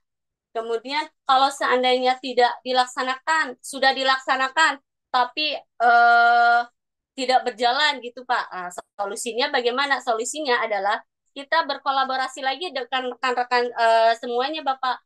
Karena tanpa adanya kolaborasi, tanpa adanya komitmen, semua proses yang kita lakukan, semua kegiatan yang kita lakukan itu biasa aja. Jadi tidak ada saling menguatkan, Pak. Ketika kita kalau berkolaborasi, ketika kita melakukan sesuatu, pastikan kita adanya saling menguatkan gitu, Bapak. Terus kemudian apa ya keyakinan kelas dan kesepakatan kelas? Nah, di sini kalau seandainya keyakinan kelas itu secara lebih keyakinan kelas itu secara lebih luas lagi Pak, itu satu kelas ya Pak ya. Keyakinan kalau kesepakatan kelas tidak hanya dilakukan di dalam keyakinan kelas tidak hanya dilakukan oleh wali kelas aja. Kesepakatan kelas itu dilakukan boleh sama siapa aja. Jadi boleh sama guru mapel, sama yang lain aja. Biar apa? Karena setiap guru itu kan memiliki kesepakatan kelasnya yang berbeda-beda. Begitu Bapak. Bagaimana? Berarti antara eh, kesepakatan kelas dengan keyakinan kelas itu berbeda ya, Bu ya? Iya.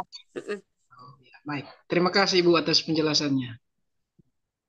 Iya, sama-sama Bapak. Semangat terus Pak. Semoga segitiga realistisnya bisa diterapkan di sana ya Pak ya. Siap Bu, Dan siap. Bapak juga bisa menerapkan budaya positif di lingkungan sekolah Bapak. Semangat Pak. Berjuang Siap Bu, bersama siap. demi pendidikan. Oke, untuk yang lainnya dipersilakan.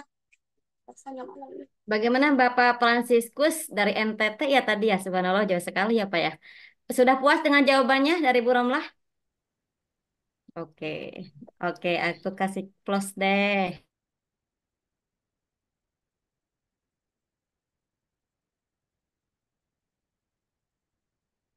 Oke, next ada lagi yang bertanya.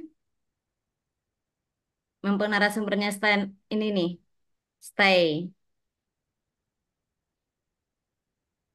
Yang lainnya Bapak Ibu hebat, tanya tentang disiplin positif atau misalnya cara membuat keyakinan kelas itu seperti apa gitu kan dan lain sebagainya. Ayo.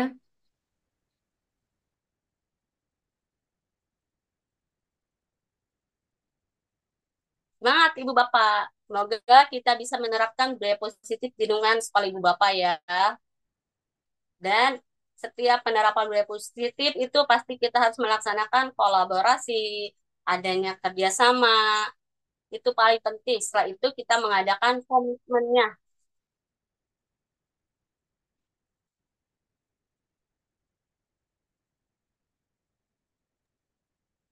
Waktunya 9 menit lagi. Ayo Bapak Ibu hebat yang mau bertanya silahkan. Dari SMK Negeri 9 juga boleh.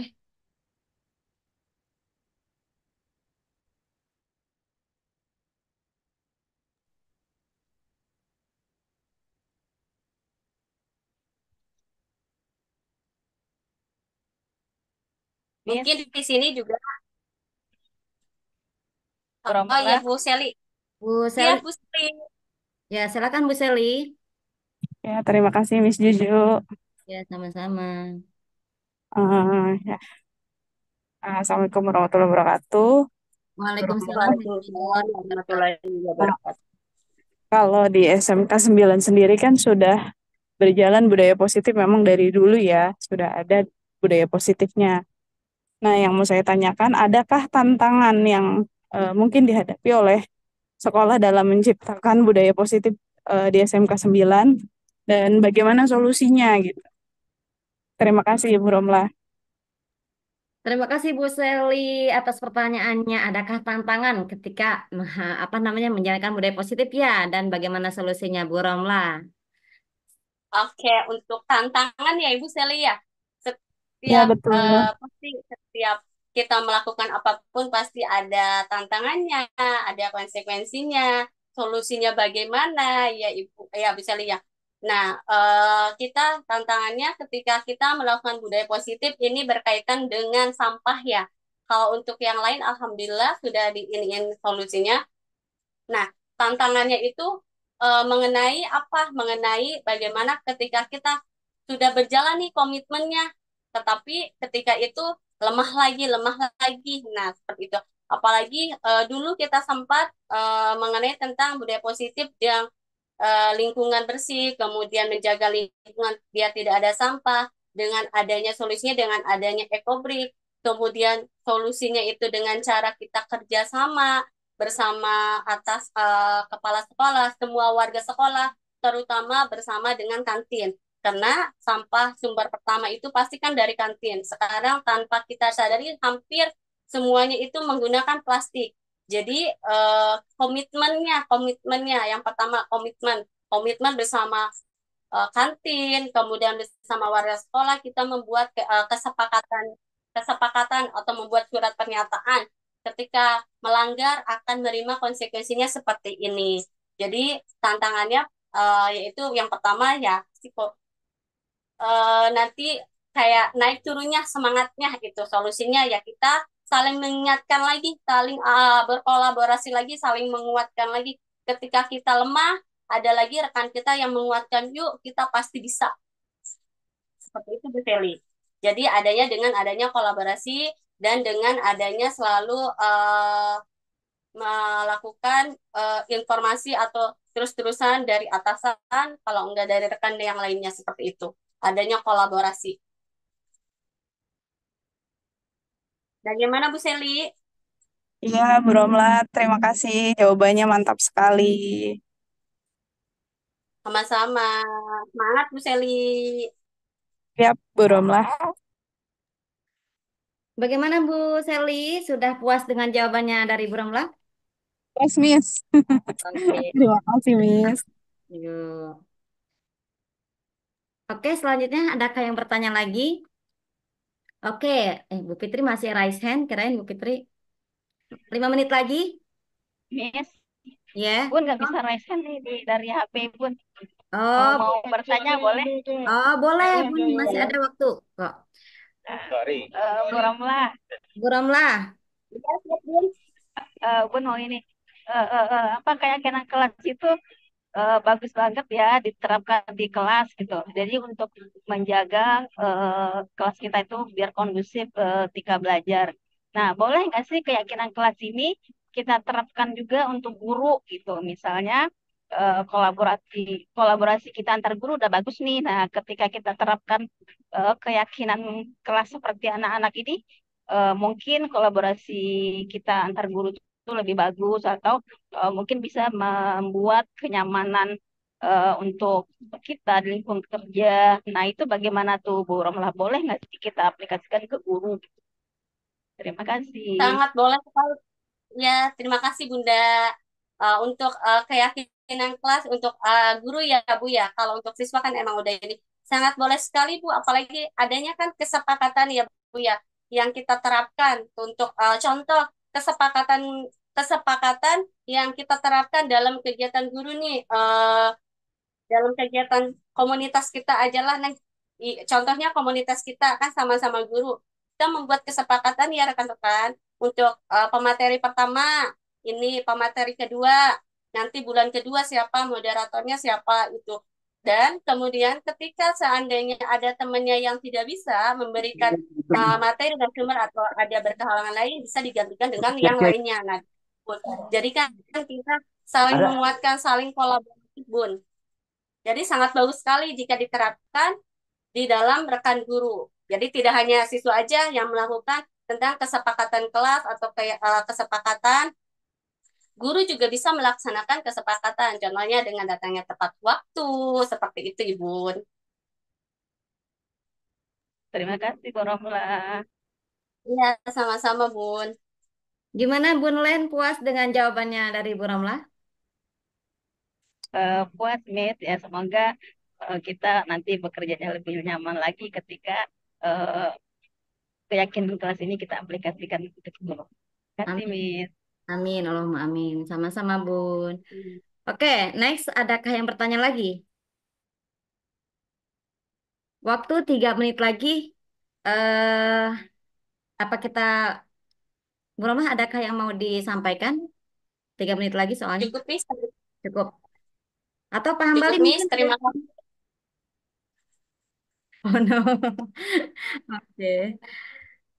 Dari saya cukup, Miss. Terima kasih Ibu Bapak yang sudah berkenan hadir di sore ini. Padahal Ibu Bapak itu banyak sekali kegiatan-kegiatan yang dalam kegiatan sore ini harus butuh istirahat setelah melaksanakan kegiatan PPDB atau yang lainnya, Ibu Bapak. Terima kasih. Semoga dengan materi ini kita saling belajar, Ibu Bapak. Semoga bisa diterapkan di sekolah Ibu Bapak mengenai tentang budaya positif. Terima Baik. kasih. Saya kembalikan kepada moderator. Siap, Bu Ramlah. Terima kasih atas materinya dan jawaban-jawaban dari para peserta ya. Baiklah, saya ambil kesimpulan bahwa ketika kita menemukan murid yang misalkan maaf, mungkin bisa dikatakan dengan nakal dan sebagainya, kita jangan langsung ngejudge mereka itu dengan kata nakal atau lain sebagainya. Tapi kita telusuri, mungkin yang tersebut kurang 5 kebutuhan dasar manusianya dan kemudian kita kalau kita sudah menemukan 5 kebutuhan dasar manusianya itu kurang. Nah, kita lakukanlah restitusi tadi.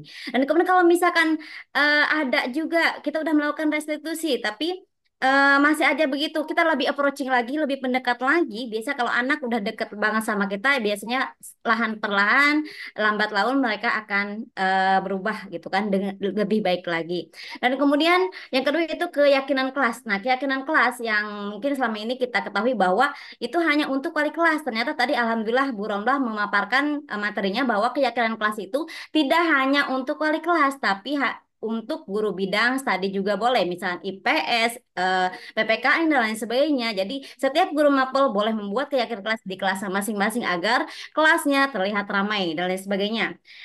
Baiklah, mungkin acara webinar kali ini kita cukupkan karena waktunya sudah habis ya, 1 menit lagi. Saya selaku moderator, tapi sebelum ditutup, kita bersama dulu ya.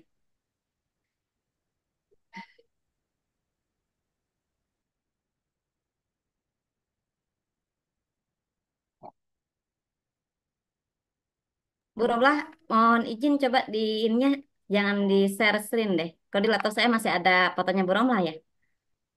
Tidak ada? Sudah Kadang tidak ada, kan Miss? Sudah tidak ada. Iya. tuh, Oke, oke.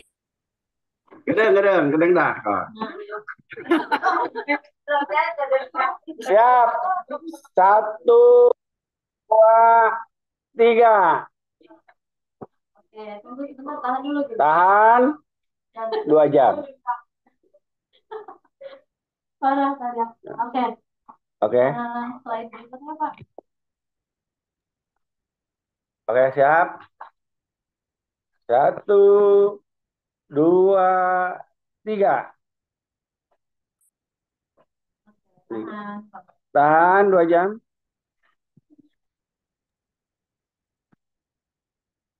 Baik. Sudah cukup. Cukup. Terima kasih. Terima kasih Pak Hambali yang sudah membantu foto bersama. Oke, saya akhiri acara kegiatan hari ini. Mudah-mudahan kita semua sehat dan mudah-mudahan apa yang kita dapatkan sore ini bermanfaat untuk kita semua. Amin, amin ya rabbal Amin. alamin. Saya selaku Ya Allah. moderator mohon maaf yang sebesar-besarnya dan terima kasih banyak atas kehadirannya. Assalamualaikum warahmatullahi wabarakatuh. Waalaikumsalam Warahmatullahi warahmatullahi wabarakatuh. Terima kasih wabarakatuh. ilmunya, kasih Ibu. Bapak Ibu.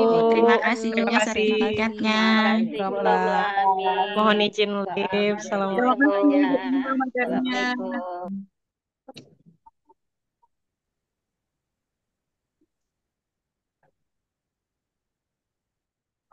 Udah keluarnya ulang.